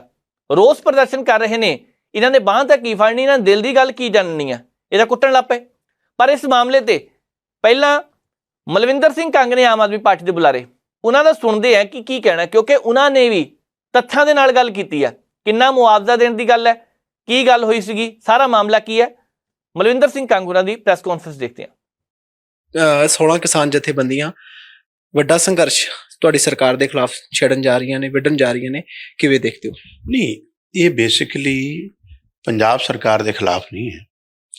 ਕਿਸਾਨ ਜਥੇਬੰਦੀਆਂ ਦੀਆਂ ਜਿਹੜੀਆਂ ਡਿਮਾਂਡਸ ਹੈ ਮੋਸਟਲੀ ਜਿਹੜੀਆਂ ਉਹ ਸਾਰੀਆਂ ਕੇਂਦਰ ਦੇ ਖਿਲਾਫ ਹੈ। ਜਿਹੜਾ ਹੀ ਭਾਜਪਾ ਸਰਕਾਰ ਨੇ ਕਿਸਾਨੀ ਅੰਦੋਲਨ ਦੇ ਟਾਈਮ ਵੀ ਜਿਹੜੇ ਪ੍ਰੋਮਿਸ ਕੀਤੇ ਸੀ ਔਰ ਉਸ ਤੋਂ ਬਾਅਦ ਉਹ ਮੁੱਕਰ ਗਏ, ਔਰ ਉਹ ਜਿਹੜੀਆਂ ਕਾਫੀ ਚਿਰਾਂ ਤੋਂ ਪੈਂਡਿੰਗ ਹੈ, ਚਾਹੇ MSP ਦੀ ਆ, ਚਾਹੇ ਉਹਨੂੰ ਲੀਗਲਾਈਜ਼ ਕਰਨ ਦੀ ਆ, ਸੋ ਸਾਰੀਆਂ ਡਿਮਾਂਡਸ ਆਲਮੋਸਟ ਸੈਂਟਰ ਦੇ ਖਿਲਾਫ ਹੈ। ਪੰਜਾਬ ਸਰਕਾਰ ਨੇ ਤੇ ਪਹਿਲੇ ਦਿਨ ਤੋਂ ਹੀ ਮਾਨ ਸਾਹਿਬ ਨੇ ਕਿਸਾਨ ਜਥੇਬੰਦੀਆਂ ਹੋਣ ਚਾਹੇ ਕਿਸਾਨ ਲੀਡਰ ਹੋਣ, ਅਸੀਂ ਹਮੇਸ਼ਾ ਆਪਣਾ ਸੰਵਾਦ ਜਾਰੀ ਰੱਖਿਆ ਔਰ ਪ੍ਰਾਇੋਰਟੀ ਦੇ ਆਧਾਰ ਤੇ ਜਿਹੜਾ ਇੱਕ ਪੰਜਾਬ ਸੂਬੇ ਦੇ ਲਿਮਿਟ 'ਚ ਜਿਹੜਾ ਉਹਦੀ ਡਿਸਕ੍ਰਿਸ਼ਨ ਜੋ ਸਾਡੇ ਕੋਲ ਜਿੰਨੀ ਕੁ ਹਿੱਲੇ ਵਸੀਲੇ ਅਸੀਂ ਉਹਨਾਂ ਦੀਆਂ ਮਸਲੇ ਹੱਲ ਵੀ ਕੀਤੇ, ਉਹਦੇ 'ਚ ਤੇ ਕੋਈ ਕੋਤਾਹੀ ਪੰਜਾਬ ਸਰਕਾਰ ਨੇ ਕੀਤੀ ਨਹੀਂ। ਪਰ ਕੱਲ ਦੇਖਿਆ ਗਿਆ ਕਿ ਝੜਪ ਹੋਈ ਹੈ, ਪੰਜਾਬ ਪੁਲਿਸ ਲਗਾਤਾਰ ਰੋਕ ਰਹੀ ਹੈ, ਉਹ ਫਿਰ ਕਾਰਨ ਕੀ ਹੈ? ਕਿਉਂਕਿ ਉਹ ਤਾਂ ਚੰਡੀਗੜ੍ਹ ਦੇ ਵਿੱਚ ਆਉਣਾ ਚਾਹੁੰਦੇ ਨੇ, ਆਪਣੀ ਰਾਜਧਾਨੀ ਹੈ, ਉੱਥੇ ਨਹੀਂ ਆਉਣ ਦਿੱਤਾ ਜਾ ਰਿਹਾ ਕਿਸਾਨਾਂ ਨੂੰ। ਦੇਖੋ, ਇੱਕ ਗੱਲ ਤੇ ਇਹ ਆ ਵੀ ਜਿਹੜਾ ਕੱਲ ਇਨਸੀਡੈਂਟ ਹੋਇਆ ਇਹ ਅਨਫੋਰਚੂਨੇਟ ਹੈ, ਬਹੁਤ ਮੰਦਭਾਗਾ ਆ। ਇੱਕ ਕਿਸਾਨ ਵੀ ਸ਼ਹੀਦ ਹੋਇਆ ਔਰ ਪੁਲਿਸ ਦੇ ਕੁਝ ਅਫਸਰ ਸਾਹਿਬਾਨ ਵੀ ਸੀਰੀਅਸ ਇੰਜਰਡ ਹੋਇਆ, ਔਰ ਪੰਜਾਬ ਸਰਕਾਰ ਨੇ ਬਹੁਤ ਇਮੀਡੀਏਟਲੀ ਇੰਸਟਰਕਸ਼ਨਾਂ ਦਿੱਤੀਆਂ ਹੈ ਕਿ ਜੋ ਉਸ ਪਰਿਵਾਰ ਨੂੰ, ਚਾਹੇ ਉਹ ਨੌਕਰੀ ਦੀ ਗੱਲ ਹੈ, ਚਾਹੇ ਉਹਨਾਂ ਨੂੰ ਅਸਿਸਟੈਂਸ ਕਰਨ ਦੀ ਗੱਲ ਹੈ, ਉਹ ਅਸੀਂ ਕਰਾਂਗੇ। ਸਰਕਾਰ ਦੀ ਡਿਊਟੀ ਆ ਕਿ law and order the situation ਨਾ ਬਣੇ, ਕੋਈ ਜਿਹੜੀ ਪੀਸਫੁਲ ਸ਼ਾਂਤੀ ਆ ਸੂਬੇ ਦੀ ਉਹ ਮੇਨਟੇਨ ਰਵੇ, ਇਹ ਸਾਡੀ ਮੁੱਢਲੀ ਜ਼ਿੰਮੇਵਾਰੀ ਹੈ। ਉਸ ਆਧਾਰ ਤੇ ਜਿਹੜੇ ਵੀ ਸਟੈਪ ਪੰਜਾਬ ਸਰਕਾਰ ਨੂੰ ਚੱਕਣੇ ਹੁੰਦੇ ਆ ਉਹ ਅਸੀਂ ਚੱਕ ਰਹੇ ਹਾਂ। ਤਾਂ ਹੀ ਅਸੀਂ ਵਾਰ-ਵਾਰ ਇਹਨਾਂ ਨੂੰ ਬੇਨਤੀ ਕੀਤੀ ਆ, ਲੜਾਈ ਆਪਣੀ ਕੇਂਦਰ ਨਾਲ ਹੈ, ਅਸੀਂ ਆਪਸ 'ਚ ਇੱਕ ਦੂਜੇ ਨਾਲ ਘਸੁੰਨਮੁਖੀ ਕਿਉਂ ਹੋ ਰਹੇ ਹਾਂ? ਔਰ ਖਾਸ ਕਰ ਅਸੀਂ ਟੋਲ ਪਲਾਜ਼ੇ ਰੋਕ ਕੇ, ਸੜਕਾਂ ਰੋਕ ਕੇ, ਹਾਈਵੇ ਰੋਕ ਕੇ ਅਲਟੀਮੇਟਲੀ ਨੁਕਸਾਨ ਕਿਹਨੂੰ ਪਹੁੰਚਾ ਰਹੇ? ਆਪਣੇ ਸੂਬੇ ਦੇ ਲੋਕਾਂ ਨੂੰ। ਕਿਸੇ ਨੂੰ ਮੈਡੀਕਲ ਐਮਰਜੈਂਸੀ ਆ, ਕਿਸੇ ਬਜ਼ੁਰਗ ਨੇ ਕੋਈ ਸੀਰੀਅਸ ਹੈ, ਕੋਈ ਹਸਪੀਟਲ ਲੈ ਕੇ ਜਾਣਾ, ਕਿਸੇ ਬੱਚੇ ਨੇ ਸਕੂਲ ਜਾਣਾ, ਕਿਸੇ ਨੇ ਨੌਕਰੀ ਤੇ ਪਹੁੰਚਣਾ, ਕਿਸੇ ਨੇ ਟ੍ਰੇਨ ਤੇ ਜਾਣਾ, ਕਿਸੇ ਕਿਸਾਨ ਨੇ ਮੰਡੀ ਜਾਣਾ। ਔਰ ਮੈਨੂੰ ਲੱਗਦਾ ਹੈ ਵੀ ਬਜਾਏ ਆਪਾਂ ਆਪਣੇ ਲੋਕਾਂ ਨੂੰ ਪਰੇਸ਼ਾਨ ਕਰਨ ਦੇ, ਜੇ ਹਾਂ ਇਹ 'ਚ ਕੋਈ ਦੋ ਰਾਏ ਨਹੀਂ, ਇਹ ਡੈਮੋਕ੍ਰੈਟਿਕ ਰਾਈਟ ਹੈ। ਮੁੱਖ ਮੰਤਰੀ ਜੀ ਨੇ ਤੇ ਵੀ ਕਿਹਾ ਹੈ ਪੀਸਫੁਲੀ ਪ੍ਰੋਟੈਸਟ ਤੁਸੀਂ ਸਾਈਡ ਜਗ੍ਹਾ ਅਸੀਂ ਅਲਾਟ ਕਰ ਦਿੰਦੇ, ਕਰੋ, ਲੇਕਿਨ ਲੋਕਾਂ ਦੀ ਪਰੇਸ਼ਾਨੀ ਦਾ ਕਾਰਨ ਨਾ ਬਣੋ। ਇੱਕ ਗੱਲ। ਦੂਜਾ, ਅੱਜ ਬਾੜ ਦੇ ਕਾਰਨ, ਪਾਣੀ ਦੇ ਕਾਰਨ, ਹੜ੍ਹਾਂ ਦੇ ਕਾਰਨ ਕਿਸ ਸਥਿਤੀ ਪੰਜਾਬ ਦੇ ਕਿਸਾਨਾਂ ਦੀ ਸਭ ਤੋਂ ਬੱਤਰ ਹੋਈ ਪਈ ਹੈ। ਲਗਾਤਾਰ ਪੰਜਾਬ ਸਰਕਾਰ ਲੱਗੀ ਹੋਈ ਆ ਕਿ ਗਦੌਰੀਆਂ ਕਰਵਾ ਲਈਏ, ਮੁਆਵਜ਼ੇ ਦੇ ਦਈਏ ਔਰ ਅਲਟੀਮੇਟਲੀ ਜਿਹੜਾ ਉਹਨੂੰ ਇਨੀਸ਼ੀਅਲ ਸਟੇਜ ਤੇ, ਚਾਹੇ ਉਹ ਖਾਣਾ ਆ, ਡੰਗਰਾਂ ਨੂੰ ਪੱਠੇ ਆ, ਸਾਰਾ ਪਹੁੰਚਾਈਏ। ਤੋ ਇਹ ਤਾਂ ਸਾਡੇ ਰਲ ਮਿਲ ਕੇ ਲੜਨ ਦੀ ਤੇ ਇਹ ਲੜਾਈ ਆ। ਜਿੱਥੋਂ ਤੱਕ ਕਿਸਾਨਾਂ ਦੀਆਂ ਮੰਗਾਂ ਆ, ਤੇ ਮਾਨ ਸਾਹਿਬ ਨੇ ਤੇ ਆਉਂਦਿਆਂ ਹੀ ਹੁਣ ਗੰਨੇ ਦੀ ਪੈਂਡਿੰਗ ਸੀ ਪੇਮੈਂਟ, ਕਿੰਨੇ ਸਾਲਾਂ ਤੋਂ ਪੈਂਡਿੰਗ। ਅੱਜ ਪੰਜਾਬ ਸੂਬੇ 'ਚ ਸਭ ਤੋਂ ਵੱਧ ਰੇਟ ਗੰਨੇ ਨੂੰ ਦੇ ਰਿਹਾ, ਨੋਟ ਏ ਸਿੰਗਲ ਪੈਨੀ ਜਿਹੜੀ ਸੂਬੇ ਸਰਕਾਰ ਵੱਲ ਉਹਨਾਂ ਦੀ ਪੈਂਡਿੰਗ ਹੈ। ਲੈਂਡ ਮਾਰਗੇਜ ਬੈਂਕ ਹੋਵੇ, ਮਾਰਕ ਫੈਡ ਹੋਵੇ, ਪਨਸਪ ਹੋਵੇ, ਜਿਹੜੇ ਸਾਡੇ ਅਦਾਰੇ ਪੇਂਡੂ ਅਰਥਚਾਰੇ ਨੂੰ ਮਜ਼ਬੂਤ ਕਰਦੇ, ਉਹ ਤੇ ਖਤਮ ਹੁੰਦੇ ਜਾ ਰਹੇ। ਉਹਨਾਂ ਨੂੰ ਬੇਲ ਆਊਟ ਪੈਕੇਜ ਮਾਨ ਸਾਹਿਬ ਨੇ ਦਿੱਤੇ ਆ। ਤੋ ਸਾਡੀ ਕੋਸ਼ਿਸ਼ ਹੈ, ਅਸੀਂ ਚਾਹੇ PAU ਦਾ ਸੰਮੇਲਨ, ਈਵਨ ਜਿਹੜੀਆਂ ਜਥੇਬੰਦੀਆਂ ਧਰਨੇ ਲਾ ਰਹੀਆਂ, ਹਫ਼ਤਾ ਪਹਿਲਾਂ ਤਾਂ ਮੁੱਖ ਮੰਤਰੀ ਜੀ ਨਾਲ ਬੈਠ ਕੇ ਗਈਆਂ ਔਰ ਇਹਨਾਂ ਨੇ ਸੰਤੁਸ਼ਟਤਾ ਜ਼ਾਹਿਰ ਕੀਤੀ ਆ ਮੀਡੀਆ 'ਚ ਆ ਕੇ। ਸੋ ਮੈਂ ਤਾਂ ਤੁਹਾਡੇ ਰਾਹੀਂ ਬੇਨਤੀ ਇਹੀ ਕਰੂੰਗਾ, ਲੜਾਈ ਕੇਂਦਰ ਦੀ ਆ, ਕੇਂਦਰ ਨਾਲ ਅਸੀਂ ਵੀ ਲੜ ਰਹੇ, ਮੁੱਖ ਮੰਤਰੀ ਜੀ ਵੀ ਲੜ ਰਹੇ। ਪਰ ਸਾਹਿਬ, ਉਹਨਾਂ ਦਾ ਕਹਿਣਾ ਕਿ ਅਸੀਂ ਪਰੇਡ ਗਰਾਊਂਡ ਦੇ ਵਿੱਚ ਆਉਣਾ ਚਾਹੁੰਦੇ ਹਾਂ, ਚੰਡੀਗੜ੍ਹ ਦੇ ਵਿੱਚ ਸਾਨੂੰ ਜਗ੍ਹਾ ਦਿੱਤੀ ਜਾਵੇ ਤਾਂ ਅਸੀਂ ਉੱਥੇ ਬਹਿ ਕੇ ਧਰਨਾ ਕਰਨਾ, ਉੱਥੇ ਬਹਿ ਕੇ ਮੁਜ਼ਾਹਰਾ ਕਰਨਾ, ਆਪਣੀ ਸੂਬੇ ਦੀ ਰਾਜਧਾਨੀ ਹੋਵੇ ਉੱਥੇ ਹੀ ਨਾ ਆਉਣ ਦਿੱਤਾ ਜਾ ਰਿਹਾ ਹੋਵੇ। ਇਹ ਕਿਸ ਤਰੀਕੇ ਨਾਲ? ਕਿਉਂਕਿ ਟੋਲ ਪਲਾਜ਼ੇ ਤਾਂ ਪਹਿਲਾਂ ਕਿਸਾਨ ਅੰਦੋਲਨ ਦੌਰਾਨ ਵੀ ਰੋਕੇ ਗਏ, ਉਦੋਂ ਤੋਂ ਤੁਹਾਡੀ ਪਾਰਟੀ ਸਪੋਰਟ ਕਰਦੀ ਰਹੀ ਹੈ। ਡੈਫੀਨੇਟਲੀ ਕਰਦੀ ਰਹੀ ਹੈ ਔਰ ਲੜਾਈ ਵੱਡੀ ਲੜੀ ਵੀ ਹੈ ਔਰ ਜਿੱਤੀ ਵੀ ਹੈ।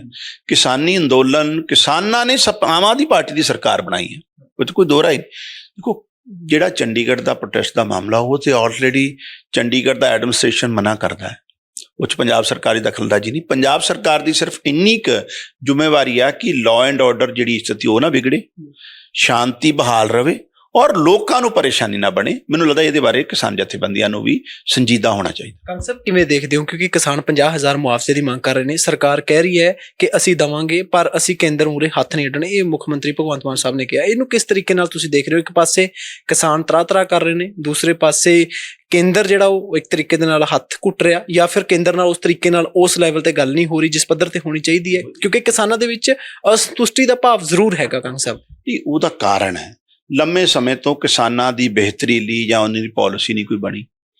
ਦੂਜਾ ਗੱਲ ਹੈ ਕੇਂਦਰ ਤੇ ਸਾਡਾ ਪੇਂਡੂ ਜਿਹੜਾ ਅਰਥਚਾਰਾ ਉਹਨੂੰ ਤੇ ਖਤਮ ਕਰਨ ਚ ਪਹਿਲਾਂ ਹੀ ਲੱਗਿਆ ਹੋਇਆ। RDF ਸਾਡਾ ਰੋਕ ਰੱਖਿਆ, ਨੈਸ਼ਨਲ ਹੈਲਥ ਮਿਸ਼ਨ ਦਾ ਪੈਸਾ ਸਾਡਾ ਰੋਕ ਰੱਖਿਆ। ਪੰਜਾਬ ਨੇ ਸੈਂਟਰ ਤੋਂ ਪੈਸੇ ਲੈਣੇ ਆ, ਕੋਈ ਭੀਖ ਥੋੜੀ ਲੈਣੀ ਹੈ, ਸਾਡਾ ਅਧਿਕਾਰ ਹੈ। ਉਹ ਜਿਸ ਤਰੀਕੇ ਨਾਲ ਲਗਾਤਾਰ ਸਾਨੂੰ ਪਰੇਸ਼ਾਨ ਕੀਤਾ ਜਾ ਰਿਹਾ ਤੇ ਅਸੀਂ ਤਾਂ ਲੜਾਈ ਲੜ ਰਹੇ ਹਾਂ।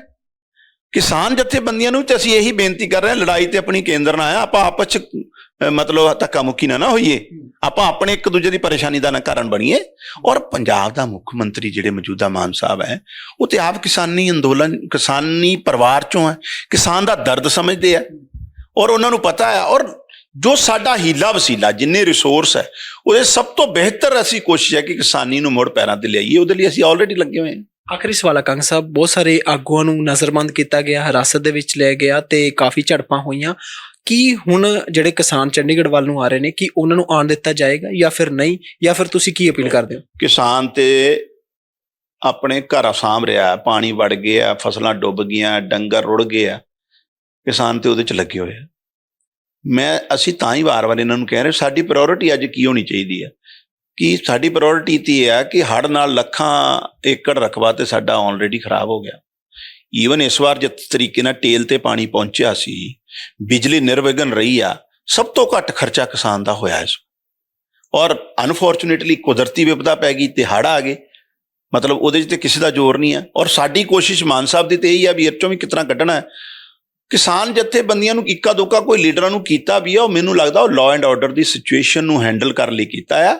ਸਾਡੀ ਕੋਈ ਇਹਨਾਂ ਤੇ ਅਦਰਵਾਈਜ਼ ਇਹਨਾਂ ਜਿਹੜਾ ਡੈਮੋਕ੍ਰੈਟਿਕ ਰਾਈਟ ਆ ਉਹਦੇ ਤੇ ਕਿਸੇ ਤਰ੍ਹਾਂ ਦੀ ਕੋਈ ਇਤਰਾਜ਼ ਨਹੀਂ, ਲੇਕਿਨ ਸਟੇਟ ਦੀ ਸ਼ਾਂਤੀ, ਸਟੇਟ ਦਾ ਭਾਈਚਾਰਾ, ਸੂਬੇ ਦੇ ਲੋਕਾਂ ਦੀ ਸਹੂਲਤ, ਉਹਨਾਂ ਨੂੰ ਮੁਸ਼ਕਲ ਨਾ ਆਵੇ, ਸਾਡੀ ਪ੍ਰਾਇੋਰਟੀ ਹੈ।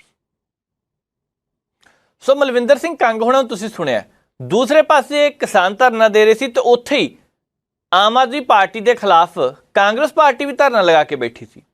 ਹੁਣ ਉੱਥੇ ਅਮਰਿੰਦਰ ਸਿੰਘ ਰਾਜਾ ਵੜਿੰਗ ਵੀ ਪਹੁੰਚੇ ਤੇ ਪ੍ਰਤਾਪ ਸਿੰਘ ਬਾਜਵਾ ਵੀ, ਹੋਰ ਵੀ ਕਾਂਗਰਸ ਦੇ ਕਈ ਲੀਡਰ ਸ਼ਾਮਲ ਹੋਏ।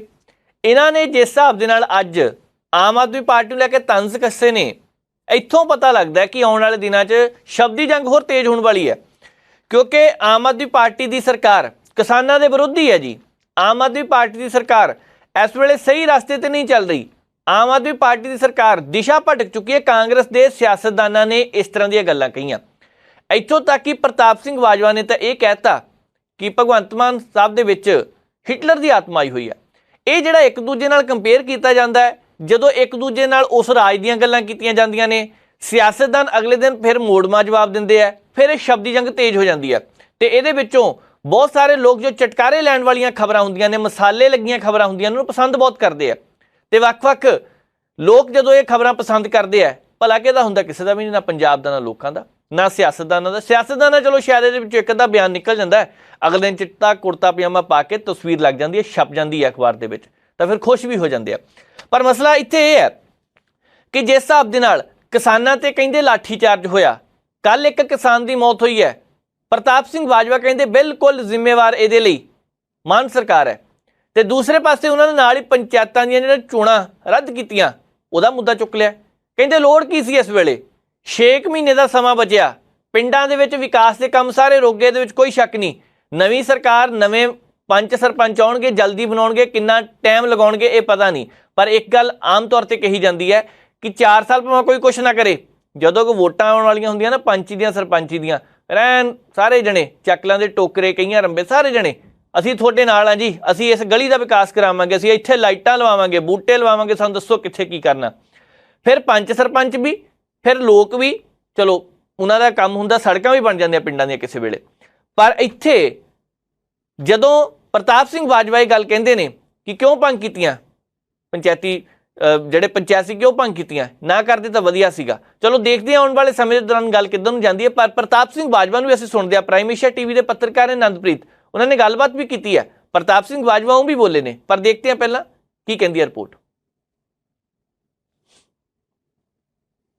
ਧਰਨਾ ਦਿੱਤਾ ਗਿਆ ਪਿਛਲੇ ਕਾਫੀ ਦਿਨਾਂ ਤੋਂ, ਇਸ ਮਸਲੇ ਨੂੰ ਤੁਸੀਂ ਚੱਕ ਰਹੇ ਹੋ, ਕਿਵੇਂ ਦੇਖਦੇ ਹੋ ਇਸ ਮਾਮਲੇ ਨੂੰ ਪੂਰੇ ਨੂੰ, ਤੇ ਇਸ ਸਰਕਾਰ ਦੀ ਕਾਰਗੁਜ਼ਾਰੀ ਨੂੰ ਕਿਵੇਂ ਦੇਖਦੇ ਹੋ? ਵੇਖੋ, ਨਖਿੱਧ ਤੇ ਨਕੰਮਾ, ਇੱਕ ਨਖਿੱਧ ਹੁੰਦਾ, ਇੱਕ ਨਕੰਮਾ ਹੁੰਦਾ। ਦੋਨੋਂ ਚੀਜ਼ਾਂ ਸਾਬਤ ਕਰ ਦਿੱਤੀਆਂ ਭਗਵੰਤ ਨੇ ਤੇ ਇਹਨਾਂ ਦੀ ਲੀਡਰਸ਼ਿਪ ਨੇ।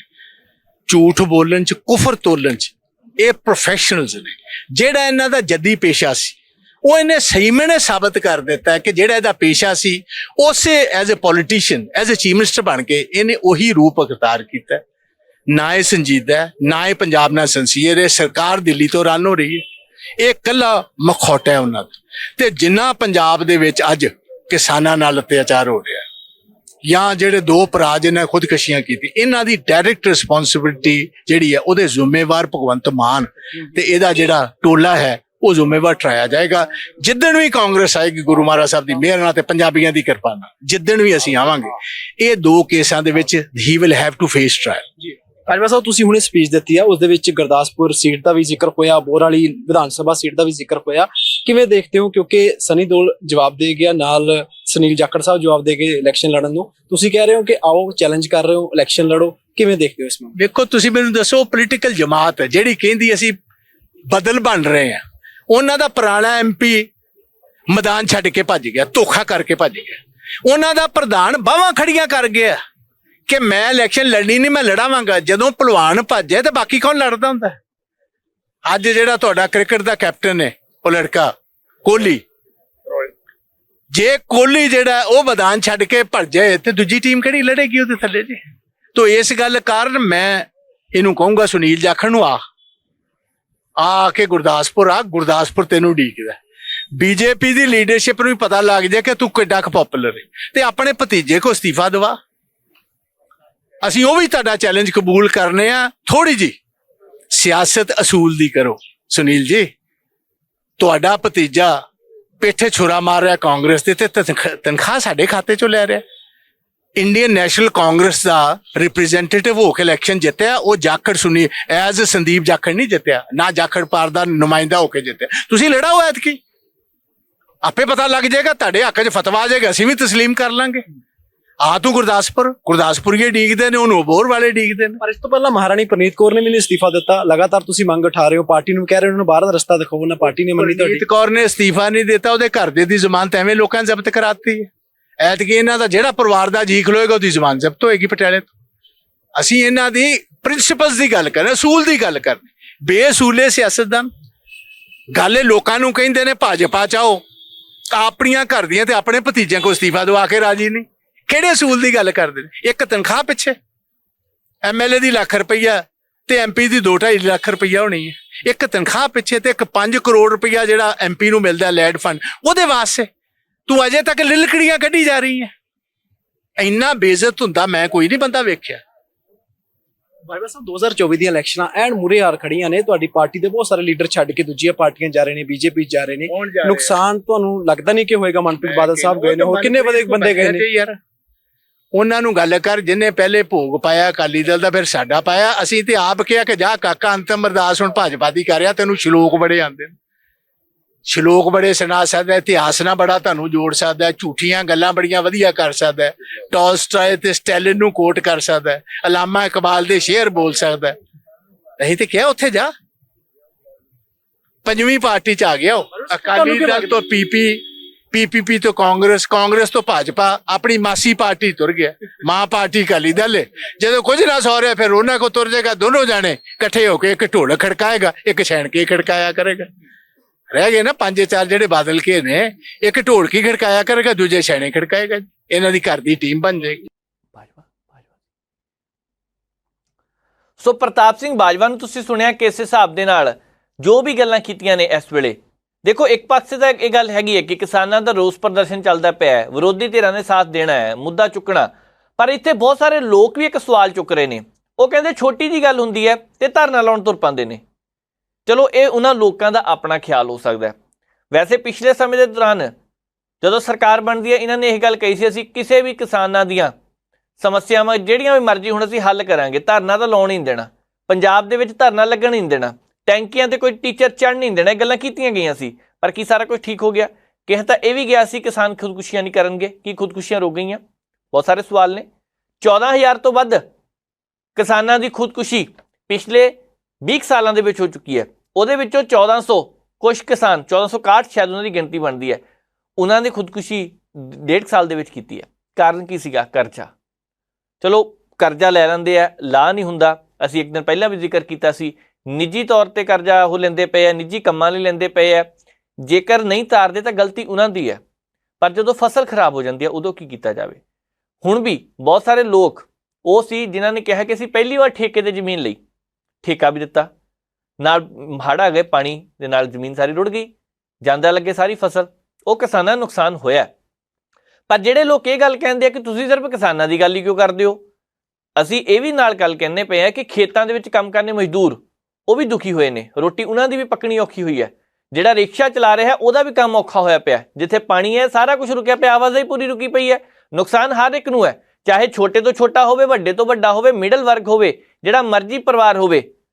ਪਰ ਉਹਨਾਂ ਸਾਰਿਆਂ ਨੂੰ ਲੈ ਕੇ ਸਰਕਾਰ ਨੂੰ ਨਾਲ ਖੜਨਾ ਚਾਹੀਦਾ, ਤਾਂ ਕਰਕੇ ਥੋੜ੍ਹੇ ਜਿਹੇ ਹਾਲਾਤ ਠੀਕ ਹੋਣੇ ਆ। ਪਰ ਜਦੋਂ ਕਿਸਾਨਾਂ ਦੀ ਗੱਲ ਕੀਤੀ ਜਾਂਦੀ ਹੈ ਤੇ ਅਸੀਂ ਕੱਲ ਇਹ ਵੀ ਦੇਖਿਆ ਕਿ ਕਿਸ ਹਿਸਾਬ ਦੇ ਨਾਲ ਕਿਸਾਨ ਦੀ ਮੌਤ ਤੋਂ ਬਾਅਦ ਰੌਲਾ ਪੈਂਦਾ, ਉੱਥੇ ਲੌਂਗੋਵਾਲ ਵਿੱਚ ਕਿਸਾਨਾਂ ਨੇ ਪੱਕਾ ਧਰਨਾ ਲਗਾਤਾ। ਹੁਣ ਇਹ ਧਰਨਾ ਲਗਾਉਣ ਦੀ ਲੋੜ ਕਿਉਂ ਪਈ? ਕਿਉਂਕਿ ਅੱਜ ਜਦੋਂ ਚੰਡੀਗੜ੍ਹ ਦੀ ਨਾਲ ਗੱਲ ਕਰੀਏ ਤਾਂ ਯੂਟੀ ਪੁਲਿਸ ਨੇ 4000 ਜਵਾਨ ਉੱਥੇ ਤਾਇਨਾਤ ਕੀਤੇ ਨੇ, ਤਾਂ ਕਿ ਕੋਈ ਵੀ ਆਵੇ ਉਹਨਾਂ ਦੀ ਚੈਕਿੰਗ ਵੀ ਕਰਦੇ ਪਏ। ਗੱਡੀ ਦੇ ਵਿੱਚ ਜਿਹਨੇ ਸਮਾਨ ਵਾਧੂ ਰੱਖਿਆ ਉਹਨਾਂ ਦੀ ਚੈਕਿੰਗ ਵੀ ਹੋ ਰਹੀ ਹੈ, ਇਸੇ ਕਰਕੇ ਕਿ ਕਿਸੇ ਨਾ ਕਿਸੇ ਤਰੀਕੇ ਇਹ ਕਿਸਾਨ ਉੱਥੇ ਪਹੁੰਚੇ ਤਾਂ ਹੋ ਸਕਦਾ ਰੋਸ ਪ੍ਰਦਰਸ਼ਨ ਤੇਜ਼ ਹੋ ਜਾਵੇ। ਕੱਲ ਨੂੰ ਕੀ ਬਣਨਾ ਇਹਦਾ ਪਤਾ ਨਹੀਂ, ਪਰ ਅੱਜ ਕੁਝ ਕੁ ਲੋਕ ਕਹਿੰਦੇ ਆ ਜਿੱਦਾਂ ਦੀ ਸਥਿਤੀ ਸ਼ੰਭੂ ਬਾਰਡਰ ਤੇ ਸੀ ਉਦਾਂ ਦੀ ਬਣ ਗਈ। ਇੱਕ ਗੱਲ ਹੋਰ, ਇੱਥੇ ਸੋਸ਼ਲ ਮੀਡੀਆ ਤੇ ਇੱਕ ਵੀਡੀਓ ਬਹੁਤ ਵਾਇਰਲ ਹੋ ਰਹੀ ਹੈ, ਜੇਕਰ ਉਹ ਪੰਜਾਬ ਦੀ ਹੈ ਤਾਂ ਬਹੁਤ ਹੈਰਾਨ ਕਰਨ ਵਾਲੀ ਹੈ, ਪਰੇਸ਼ਾਨ ਕਰਨ ਵਾਲੀ ਹੈ। ਐਦਾਂ ਨਾ ਕੀਤੀ ਜਾਵੇ ਤਾਂ ਵਧੀਆ। ਇੱਕ ਪਾਸੇ ਪੁਲਿਸ ਦੀ ਗੱਡੀ ਜਾ ਰਹੀ ਹੈ, ਉਧਰਲੇ ਪਾਸੇ ਕਿਸਾਨ ਕੁਛ ਨੇ ਟਰੈਕਟਰ ਦੇ ਉੱਪਰ। ਤੁਸੀਂ ਉੱਥੇ ਹੱਕਾਂ ਦੇ ਲੜਨ ਗਏ ਆ, ਤੁਸੀਂ ਉੱਥੇ ਸਪੀਡਾਂ ਚੈੱਕ ਕਰਨੀ ਗਏ ਕਿ ਟਰੈਕਟਰ ਦੀ ਕਿੰਨੀ ਸਪੀਡ ਨਿਕਲਦੀ ਪਈ ਹੈ। ਤੁਸੀਂ ਆਪਣੀ ਸਾਈਡ ਰਹੋ, ਠੀਕ ਹੈ, ਦੂਜੇ ਦੀ ਜਾਨ ਨੂੰ ਖਤਰੇ ਵਿੱਚ ਕਿਉਂ ਪਾਇਆ ਜਾ ਰਿਹਾ ਹੈ? ਕਿਉਂਕਿ ਡਿਵਾਈਡਰ ਟੱਪ ਕੇ ਇੱਕ ਟਰੈਕਟਰ ਘੱਟ ਤੋਂ ਘੱਟ ਵੀ ਸਪੀਡ, ਹੁਣ ਮੈਨੂੰ ਪਤਾ ਨਹੀਂ ਕਿ 40 ਦੀ ਹੋਣੀ, 50 ਦੀ ਹੋਣੀ, ਕਿ 60 ਦੀ ਹੋਣੀ, ਉੱਪਰ ਹੋਣੀ, ਪਤਾ ਨਹੀਂ, ਪਰ ਪੂਰਾ ਟਰੈਕਟਰ ਦਾ ਧੂੰਆਂ ਨਿਕਲਦਾ ਪਿਆ। ਉਹਦੇ ਉੱਪਰ ਇੱਕ ਨੌਜਵਾਨ ਖੜਾ ਇਸ਼ਾਰੇ ਕਰ ਰਿਹਾ ਕਿ ਅਗਲੇ ਪਾਸੇ ਜਿਹੜਾ ਆਉਂਦਾ ਹਟ ਜਾਓ, ਇੱਧਰ ਨੂੰ ਹੋ ਜਾਓ, ਇੱਧਰ ਨੂੰ ਹੋ ਜਾਓ। ਚੰਗੀ ਗੱਲ ਨਹੀਂ ਗੀ। ਆਪਣੀ ਜਾਨ ਵੀ ਖਤਰੇ 'ਚ ਪਾਈ ਜਾ ਰਹੀ ਹੈ, ਦੂਜੇ ਦੀ ਜਾਨ ਵਿੱਚ ਵੀ ਖਤਰੇ 'ਚ ਪਾਈ ਜਾ ਰਹੀ ਹੈ।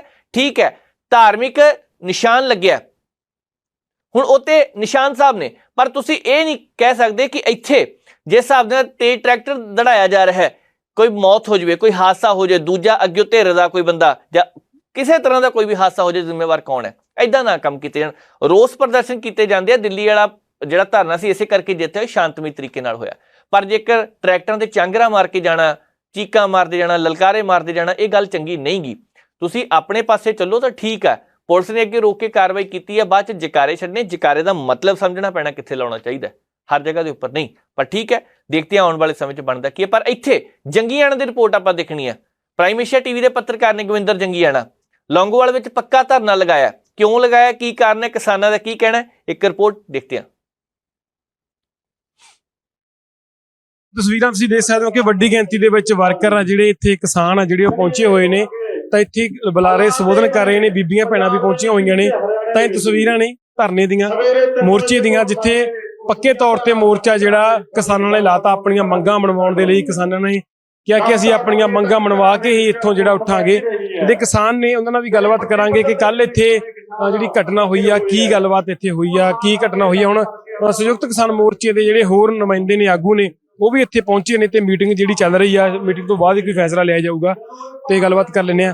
ਤਾਂ ਬਾਈ ਜੀ, ਕਿਵੇਂ ਦੇਖਦੇ ਹੋ ਕੱਲ ਜਿਹੜੀ ਘਟਨਾ ਇੱਥੇ ਹੋਈ ਆ, ਇੱਕ ਮੰਦਭਾਗੀ ਘਟਨਾ ਹੋਈ ਹੈ, ਕੀ ਲੱਗਦਾ? ਤੁਸੀਂ ਚੰਡੀਗੜ੍ਹ ਨੂੰ ਜਾਣਾ ਚਾਹੁੰਦੇ ਸੀ ਕਿਸਾਨ, ਪਰ ਪ੍ਰਸ਼ਾਸਨ ਰੋਕਣਾ ਚਾਹੁੰਦਾ ਸੀਗਾ, ਕੀ ਲੱਗਦਾ ਤੁਹਾਨੂੰ? ਇਹ ਦੇਖੋ ਜੀ, ਜਿਹੜੀ ਕੁੱਲ ਮਿਲਾ ਕੇ ਪੁਲਿਸ ਨੇ ਲਾਠੀਚਾਰਜ ਕਰਕੇ ਕਿਸਾਨ ਨੂੰ ਮੌਤ ਦੇ ਘਾਟ ਉਤਾਰਿਆ ਹੈ, ਤੇ ਇਹ ਘਟਨਾ ਬਹੁਤ ਨਿੰਦਣਯੋਗ ਹੈ, ਮਾੜੀ ਹੈ। ਕਿਉਂਕਿ ਜਿਹੜਾ ਰਾਜ ਪ੍ਰਬੰਧ ਇਹ ਕਹਿੰਦਾ ਸੀ ਮੈਂ ਕਿਸਾਨਾਂ ਦਾ, ਆਮ ਲੋਕਾਂ ਦੀ ਸਰਕਾਰ ਹੈ ਤੇ ਲੋਕਾਂ ਦੇ ਨਾਲ ਰਲ ਕੇ ਚੱਲੂਗੀ, ਇਹਨੇ ਇੱਕ ਦੋ ਪਹਿਲਾਂ ਡਰਾਮੇਬਾਜ਼ੀਆਂ ਵੀ ਕੀਤੀਆਂ, ਕਿਸਾਨਾਂ ਦੀਆਂ ਮੀਟਿੰਗਾਂ ਵੀ ਲਈਆਂ ਨੇ। ਜਿੱਥੇ ਹੁਣ ਅੱਜ ਪੰਜਾਬ ਦੇ ਵਿੱਚ ਹੜ੍ਹ ਪੀੜਤ ਏਰੀਏ 'ਚ ਫਿਰੋਜ਼ਪੁਰ ਏਰੀਆ ਡੁੱਬਿਆ ਵਾ, ਖਨੌਰੀ, ਪਾਤੜਾਂ, ਪਟਿਆਲਾ, ਜਿਹੜਾ ਵੀ ਘੱਗਰ ਦਾ ਮਾਰਚ ਆਇਆ, ਚਾਹੇ ਉਹ ਅੱਜ ਹਰੀਕੇ ਪੱਤਣ ਦਾ ਏਰੀਆ ਹੈ, ਦੁਆਬੇ ਦਾ ਏਰੀਆ ਹੈ, ਉਹ ਸਾਰੇ ਲੋਕਾਂ ਨੂੰ ਅੱਜ ਤੱਕ ਪਰੇਸ਼ਾਨੀ ਹੈ ਵੀ ਜਿਹੜੇ ਉਹਨਾਂ ਦੀ ਸਰਕਾਰ ਤੱਕ ਕੋਈ ਵੀ ਸਰਕਾਰ ਨੇ ਉਹਨਾਂ ਦੀ ਬਾਤ ਨਹੀਂ ਪੁੱਛੀ। ਉਹਨਾਂ ਨੂੰ ਲੈ ਕੇ ਇੱਕ 16 ਕਿਸਾਨ ਜਥੇਬੰਦੀਆਂ ਵੱਲੋਂ ਪ੍ਰੋਗਰਾਮ ਰੱਖਿਆ ਗਿਆ ਸੀ। ਇਹਨਾਂ ਨੇ ਇੱਥੋਂ ਜਿਹੜਾ ਬੜਵਰ ਟੂਲ ਟੈਕਸ ਹੈ ਉੱਥੇ ਤੱਕ ਜਾਣਾ ਸੀ, ਕਿਉਂਕਿ ਪੰਜਾਬ ਵਿੱਚ ਕੱਲ ਸਾਰੇ ਹੀ ਟੂਲ ਟੈਕਸਾਂ ਤੇ ਇਹਨਾਂ ਦੇ ਜਿਹੜਾ ਸਾਂਝਾ ਮੋਰਚਾ ਬਣਿਆ ਵਾ 16 ਜਥੇਬੰਦੀਆਂ ਵਾਲਾ, ਤੇ ਉਹਨਾਂ ਨੇ ਪ੍ਰੋਗਰਾਮ ਕਰਨਾ ਸੀ। ਅਸੀਂ ਸੰਯੁਕਤ ਕਿਸਾਨ ਮੋਰਚੇ ਦੇ ਤੌਰ ਤੇ ਜਿਹੜੀਆਂ 32 ਕਿਸਾਨ ਜਥੇਬੰਦੀਆਂ ਡਾਕਟਰ ਦਰਸ਼ਨਪਾਲ ਜੀ ਦੇ ਦਿਸ਼ਾ ਨਿਰਦੇਸ਼ਾਂ ਚੱਲ ਰਹੀਆਂ, ਉਹਨਾਂ ਦੇ ਮੁਤਾਬਕ ਜਦੋਂ ਸਾਨੂੰ ਪਤਾ ਲੱਗਿਆ ਰਾਤ ਵੀ ਇਹ 8 ਵਜੇ ਸਾਨੂੰ ਪਤਾ ਲੱਗਿਆ ਵੀ ਇਹ ਘਟਨਾ ਵਾਪਰ ਗਈ, ਵੀ ਉੱਥੇ ਪੁਲਿਸ ਨੇ ਇੱਥੇ ਆਮ ਮਤਲਬ ਜਿਹੜਾ ਸ਼ਾਂਤੀਪੂਰਵਕ ਪ੍ਰੋਗਰਾਮ ਕਰਕੇ ਟੂਲ ਟੈਕਸ ਤੇ ਜਾ ਰਹੇ ਸੀ, ਇਹਨਾਂ ਨੂੰ ਇੱਥੇ ਨਾਕਾਬੰਦੀ ਕਰਕੇ ਪੁਲਿਸ ਨੇ ਰੋਕਿਆ ਤੇ ਇੱਥੇ ਇਹਨਾਂ ਦਾ ਟਕਰਾਅ ਹੋਇਆ ਤੇ ਜਿਹਦੇ ਸਾਡੇ ਕਿਸਾਨ ਦੀ ਮੌਤ ਹੋ ਗਈ ਤੇ ਕੁਝ ਕਿਸਾਨ ਫੱਟੜ ਵੀ ਹੋਏ ਆ। ਤੇ ਅਸੀਂ ਇਹਨੂੰ ਬਹੁਤ ਹੀ ਮਾੜਾ ਮੰਨਦੇ ਆ ਤੇ ਪਰ ਸਰਕਾਰ ਦੇ ਤੌਰ ਤੇ ਇੱਕ ਬਹੁਤ ਵੱਡਾ ਕਲੰਕ ਹੈ, ਕਿਉਂਕਿ ਜਿੱਡਾ ਸਰਕਾਰ ਨੇ ਇਹਦੇ ਚੋਂ ਬਦਲਾਅ ਦੇ ਨਾਂ ਤੇ ਸਰਕਾਰ ਦੀ ਪਾਲਿਸੀਆਂ ਨੀਤੀਆਂ ਨੂੰ ਇਹ ਲੈ ਕੇ ਆਂਦਾ ਸੀ ਵੀ ਇਹ ਲੋਕਾਂ ਦੀ ਤੇ ਗੱਲ ਆਮ ਕਿਸਾਨਾਂ ਤੇ ਮਜ਼ਦੂਰਾਂ ਦੇ ਦੁੱਖ ਦੀ ਗੱਲ ਹੋਊਗੀ, ਉਹ ਅੱਜ ਕਿਤੇ ਨਜ਼ਰ ਨਹੀਂ ਆਉਂਦੀ। ਇਸ ਕਰਕੇ ਜਿਹੜਾ ਇਹ ਅੰਦੋਲਨ ਹੈ ਇਹ ਚੰਡੀਗੜ੍ਹ ਵਿਸਾਖੀ ਨਾ ਪਹੁੰਚੇ। ਹੁਣ ਸਾਡਾ ਇਸ ਅੰਦੋਲਨ ਨੂੰ ਪੂਰਾ ਸਮਰਥਕ ਹੈ ਤੇ ਸੰਯੁਕਤ ਕਿਸਾਨ ਮੋਰਚਾ ਇਹਦੀ ਪੂਰੀ ਪਿੱਠ ਤੇ ਖੜਾ ਹੈ। ਇਹਨਾਂ ਨਾਲ ਹਰ ਤਰ੍ਹਾਂ ਦੀ ਅਸੀਂ ਜਿਹੜੀ ਬਣਦੀ ਲੜਾਈ ਹੈ ਉਹ ਦੇਵਾਂਗੇ ਔਰ ਪੰਜਾਬ ਸਰਕਾਰ ਨੂੰ ਜਿਹੜਾ ਉਹ ਪਰਿਵਾਰ ਦਾ ਕਿਸਾਨ ਸ਼ਹੀਦ ਹੋਏ ਉਹਨਾਂ ਦੇ ਪਰਿਵਾਰ ਨੂੰ ਨੌਕਰੀ ਵਾਲੀ ਗੱਲ ਤੇ ਮੁਆਵਜ਼ੇ ਵਾਲੀ ਆ ਤੇ ਉਹਦੇ ਖਾਤਰ ਵੀ ਅਸੀਂ ਲੜਾਈ ਲੜਾਂਗੇ। ਇਹ ਅੱਜ ਦਾ ਪ੍ਰੋਗਰਾਮ। ਤਾਂ ਬਿਲਕੁਲ ਕਿਸਾਨਾਂ ਨੇ ਕਿਹਾ ਕਿ ਅਸੀਂ ਚੰਡੀਗੜ੍ਹ ਜਾਣਾ ਚਾਹੁੰਦੇ ਸੀ, ਜਿਹੜੇ ਹੜ੍ਹ ਪੀੜਤ ਦੇ ਨਾਲ ਪ੍ਰਭਾਵਿਤ ਹੋਏ ਇਲਾਕੇ ਉਹਨਾਂ ਨੂੰ ਮੁਆਵਜ਼ਾ ਦਿਵਾਉਣ ਦੇ ਲਈ ਦੀਆਂ ਮੰਗਾਂ ਸੀ, ਕਰਜ਼ਾ ਮੁਕਤੀ ਦੀਆਂ ਮੰਗਾਂ ਸੀ, ਉਹਨਾਂ ਮੰਗਾਂ ਨੂੰ ਲੈ ਕੇ ਚੰਡੀਗੜ੍ਹ ਦੇ ਲਈ ਜਾਂ ਕਿਸਾਨ ਵੀਰਾਂ ਨੇ ਕੂਚ ਕਰਨਾ ਸੀ। ਪਰ ਇੱਥੋਂ ਜਦੋਂ ਲੌਂਗੋਵਾਲ ਤੋਂ ਕਾਫਲਾ ਤੁਰਨ ਲੱਗਿਆ ਅੱਗੇ ਬੜਬੜ ਟੋਲ ਪਲਾਜ਼ਾ ਤੋਂ ਬਿਲਕੁਲ ਨਜ਼ਦੀਕ 10 ਕਿਲੋਮੀਟਰ ਤੇ ਪੈਂਦਾ, ਉੱਥੇ ਪਹੁੰਚਣਾ ਸੀਗਾ ਪਰ ਇੱਥੇ ਹੀ ਪ੍ਰਸ਼ਾਸਨ ਨੇ ਰੋਕ ਲਿਆ। ਇੱਥੇ ਹੀ ਜਿਹੜੀ ਝੜਪ ਹੋ ਜਾਂਦੀ ਆ, ਇੱਥੇ ਹੀ ਜਿਹੜੀ ਇੱਕ ਕਿਸਾਨ ਦੀ ਜਿਹੜੀ ਮੌਤ ਇੱਥੇ ਟਰਾਲੀ ਥੱਲੇ ਆਉਣ ਦੇ ਨਾਲ ਹੋ ਜਾਂਦੀ ਆ। ਤਾਂ ਕਾਫੀ ਮੰਦਭਾਗੀ ਘਟਨਾ ਗਈ, ਏਦਾਂ ਨਹੀਂ ਹੋਣਾ ਚਾਹੀਦਾ ਸੀਗਾ। ਤੇ ਹੁਣ ਪੱਕੇ ਤੌਰ ਤੇ ਮੋਰਚਾ ਜਿਹੜਾ ਕਿਸਾਨ ਵੀਰਾਂ ਨੇ ਇੱਥੇ ਕਿਸਾਨਾਂ ਦੇ ਹੱਕ ਦੇ ਵਿੱਚ ਭਾਰਤੀ ਕਿਸਾਨ ਯੂਨੀਅਨ ਏਕਤਾ ਜਿਹੜੀ ਆਜ਼ਾਦ ਆ ਉਹਦੇ ਹੱਕ ਦੇ ਵਿੱਚ ਹੋਰ ਵੀ ਜਥੇਬੰਦੀਆਂ ਪਹੁੰਚ ਚੁੱਕੀਆਂ ਨੇ। ਸੰਯੁਕਤ ਕਿਸਾਨ ਮੋਰਚੇ ਦੇ ਆਗੂ ਵੀ ਇੱਥੇ ਪਹੁੰਚੇ ਨੇ, ਜਿਹੜੀਆਂ 16 ਜਥੇਬੰਦੀਆਂ ਇਕੱਠੀਆਂ ਹੋਈਆਂ ਨੇ ਉਹਨਾਂ ਦੇ ਆਗੂ ਵੀ ਇੱਥੇ ਪਹੁੰਚੇ ਹੋਏ ਨੇ। ਵੱਡੀ ਗਿਣਤੀ ਦੇ ਵਿੱਚ ਪ੍ਰਸ਼ਾਸਨ ਲੱਗਿਆ ਹੋਇਆ। ਭਾਰਤੀ ਕਿਸਾਨ ਯੂਨੀਅਨ ਏਕਤਾ ਆਜ਼ਾਦ ਦੇ ਜਿਹੜੇ ਆਗੂ ਨੇ, ਸੂਬਾ ਪ੍ਰਧਾਨ ਨੇ ਜਸਵਿੰਦਰ ਸਿੰਘ ਲੌਂਗੋਵਾਲ, ਉਹ ਪੁਲਿਸ ਦੀ ਪਕੜ ਦੇ ਵਿੱਚ ਨੇ। ਤਾਂ ਉਹਨਾਂ ਨੂੰ ਛਡਾਉਣ ਦੇ ਲਈ ਵੀ ਜਿਹੜੀ ਮੰਗ ਆ ਉਹ ਵੀ ਰੱਖੀ ਗਈ ਆ। ਜਿਹੜੇ ਭਾਰਤੀ ਕਿਸਾਨ ਯੂਨੀਅਨ ਏਕਤਾ ਉਗਰਾਹਾਂ ਨੇ, ਉਗਰਾਹਾਂ ਦੇ ਵਿੱਚੋਂ ਹੀ ਜਸਵਿੰਦਰ ਸਿੰਘ ਲੌਂਗੋਵਾਲ ਅਲੱਗ ਹੋ ਕੇ ਉਹਨਾਂ ਨੇ ਆਪਣੀ ਇੱਕ ਜਥੇਬੰਦੀ ਬਣਾਈ ਆ। ਤਾਂ ਉਸੇ ਜਥੇਬੰਦੀ ਦੇ ਜਿਹੜਾ ਇਹ ਕਾਫਲਾ ਕੱਲ ਅੱਗੇ ਵਧਣ ਨੂੰ ਜਾ ਰਿਹਾ ਸੀ, ਜਿੱਥੇ ਪ੍ਰਸ਼ਾਸਨ ਦੇ ਨਾਲ ਜਿਹੜੇ ਝੜਪ ਹੁੰਦੀ ਆ। ਤਾਂ ਹੁਣ ਸੰਯੁਕਤ ਕਿਸਾਨ ਮੋਰਚੇ ਵੱਲੋਂ ਜੰਗਵੀਰ ਸਿੰਘ ਚੌਹਾਨ, ਨਿਰਭੈ ਸਿੰਘ ਢੁੱਡੀਕੇ, ਬੂਟਾ ਸਿੰਘ ਸ਼ਾਦੀਪੁਰ, ਇਹ ਵੱਡੇ ਆਗੂ ਆ ਜਿਹੜੇ ਉਹ ਪਹੁੰਚੇ ਹੋਏ ਨੇ। ਮੀਟਿੰਗ ਚੱਲ ਰਹੀ ਆ, ਮੀਟਿੰਗ ਦੇ ਵਿੱਚੋਂ ਕੋਈ ਬਾਅਦ ਦੇ ਵਿੱਚ ਫੈਸਲਾ ਲਿਆ ਜਾਊਗਾ। ਫਿਲਹਾਲ ਜਿਹੜਾ ਪੂਰੀ ਗਰਮੀ ਦੇ ਵਿੱਚ ਮੋਰਚਾ ਪੱਕੇ ਤੌਰ ਤੇ ਸੜਕ ਦੇ ਉੱਤੇ ਲੌਂਗੋਵਾਲ ਤੋਂ ਜਿਹੜੀ ਸੜਕ ਜਿਹੜੀ ਅੱਗੇ ਬੜਵਰ ਨੂੰ ਜਾਂਦੀ ਆ, ਉਸ ਸੜਕ ਤੇ ਸੁਨਾਮ ਨੂੰ ਇੱਧਰ ਪਿੱਛੇ ਜਾਂਦੀ ਆ, ਉਸ ਸੜਕ ਤੇ ਜਿਹੜਾ ਮੋਰਚਾ ਪੱਕੇ ਤੌਰ ਤੇ ਲੱਗਿਆ ਹੋਇਆ। ਤੇ ਕਿਸਾਨ ਵੀਰ ਕਹਿ ਰਹੇ ਆ ਕਿ ਅਸੀਂ ਆਪਣੀਆਂ ਮੰਗਾਂ ਮਨਵਾ ਕੇ ਹੀ ਜਿਹੜਾ ਇੱਥੋਂ ਉੱਠਾਂਗੇ। ਤਾਂ ਹੁਣ ਪੱਕੇ ਤੌਰ ਤੇ ਤੁਸੀਂ ਦੇਖ ਸਕਦੇ ਹੋ ਕਿ ਮੋਰਚਾ ਲੱਗ ਗਿਆ। ਬਹੁਤ ਸਾਰੇ ਕਿਸਾਨ ਵੀਰ ਇੱਥੇ ਬੈਠੇ ਨੇ। ਕਿਸਾਨਾਂ ਨੇ ਕਿਹਾ ਕਿ ਅਸੀਂ ਆਪਣੀਆਂ ਮੰਗਾਂ ਮਨਵਾ ਕੇ ਹੀ ਇੱਥੋਂ ਉੱਠਾਂਗੇ, ਕਿਉਂਕਿ ਇੱਕ ਵੱਡੀ ਮੰਦਭਾਗੀ ਘਟਨਾ ਵੀ ਹੋਈ ਆ। ਇਦਾਂ ਨਹੀਂ ਸੀ ਹੋਣਾ ਚਾਹੀਦਾ, ਪਰ ਮੰਦਭਾਗੀ ਘਟਨਾ ਹੋਈ ਆ, ਕਿਸਾਨ ਦੀ ਮੌਤ ਹੋਈ ਆ। ਕਿਸਾਨ ਗੁੱਸੇ ਦੇ ਵਿੱਚ ਨੇ। ਕਿਸਾਨ ਵੀਰਾਂ ਨੇ ਪੱਕੇ ਤੌਰ ਤੇ ਮੋਰਚਾ ਜਿਹੜਾ ਇੱਥੇ ਆਪਣਾ ਲਾ ਲਿਆ ਤੇ ਹੁਣ ਅਗਲੀ ਜਿਹੜੀ ਰਣਨੀਤੀ ਆ ਉਹ ਮੀਟਿੰਗ ਦੇ ਵਿੱਚ ਫੈਸਲਾ ਕਰਕੇ ਜਿਹੜੇ ਆਗੂ ਆ ਉਹ ਲੈਣਗੇ। ਪੂਰੇ ਪੰਜਾਬ ਦੇ ਵਿੱਚੋਂ ਕੱਲ ਗ੍ਰਿਫਤਾਰੀਆਂ ਹੋਈਆਂ ਨੇ ਸੂਬੀ ਆਗੂ ਦੀਆਂ, ਵੱਡੇ ਜਿਹੜੇ ਕਿਸਾਨ ਆਗੂਆਂ ਦੀਆਂ ਜਿਹੜੀਆਂ ਗ੍ਰਿਫਤਾਰੀਆਂ ਹੋਈਆਂ ਨੇ, ਜਿਹਦੇ ਵਿੱਚ ਸਰਬਣ ਸਿੰਘ ਪੰਧੇਰ ਦੀ ਵੀ ਗ੍ਰਿਫਤਾਰੀ ਹੋਈ ਆ। ਹੋਰ ਵੀ ਬਹੁਤ ਸਾਰੇ ਜ਼ਿਲ੍ਹਾ ਪ੍ਰਧਾਨਾਂ ਨੂੰ ਗ੍ਰਿਫਤਾਰ ਕੀਤਾ ਗਿਆ, ਪੰਜਾਬ ਲੈਵਲ ਦੇ ਆਗੂਆਂ ਨੂੰ ਗ੍ਰਿਫਤਾਰ ਕੀਤਾ ਗਿਆ। ਫਿਲਹਾਲ ਇੱਥੇ ਮੋਰਚਾ ਪੱਕੇ ਤੌਰ ਤੇ ਲੱਗਿਆ ਹੋਇਆ ਆਪਣੀਆਂ ਮੰਗਾਂ ਮਨਵਾਉਣ ਦੇ ਲਈ। ਤੇ ਇਸ ਤੋਂ ਬਾਅਦ ਜਿਹੜੀ ਮੀਟਿੰਗ ਹੋਊਗੀ ਸੰਯੁਕਤ ਕਿਸਾਨ ਮੋਰਚੇ ਦੇ ਜਿਹੜੀਆਂ 16 ਜਥੇਬੰਦੀਆਂ ਬਣੀਆਂ ਹੋਈਆਂ ਨੇ ਉਹਨਾਂ ਦੀ ਮੀਟਿੰਗ ਹੋਊਗੀ। ਉਹ ਮੀਟਿੰਗ ਤੋਂ ਬਾਅਦ ਹੀ ਫੈਸਲਾ ਜਿਹੜਾ ਲੈਣਗੇ। ਅੱਜ ਦੇ ਇਸ ਪ੍ਰੋਗਰਾਮ ਨੂੰ ਇੱਥੇ ਸਮਾਪਤ ਕਰਦੇ ਹਾਂ। ਉਮੀਦ ਕਰਦੇ ਹਾਂ ਪ੍ਰੋਗਰਾਮ ਤੁਹਾਨੂੰ ਜ਼ਰੂਰ ਪਸੰਦ ਆਇਆ ਹੋਣਾ। ਜੇਕਰ ਤੁਹਾਡਾ ਕੋਈ ਸੁਝਾਅ ਤਾਂ ਟਿੱਪਣੀ ਜ਼ਰੂਰ ਕਰਿਓ। ਮੈਨੂੰ ਨਵਜੀਤ ਤੋਂ ਦਿਓ ਇਜਾਜ਼ਤ। ਹੋਰਾਂ ਪ੍ਰੋਗਰਾਮਾਂ ਲਈ ਦੇਖਦੇ ਰਹੋ ਪ੍ਰਾਈਮ ਏਸ਼ੀਆ ਟੀਵੀ, ਤੁਹਾਡਾ ਆਪਣਾ ਤੁਹਾਡੇ ਲਈ।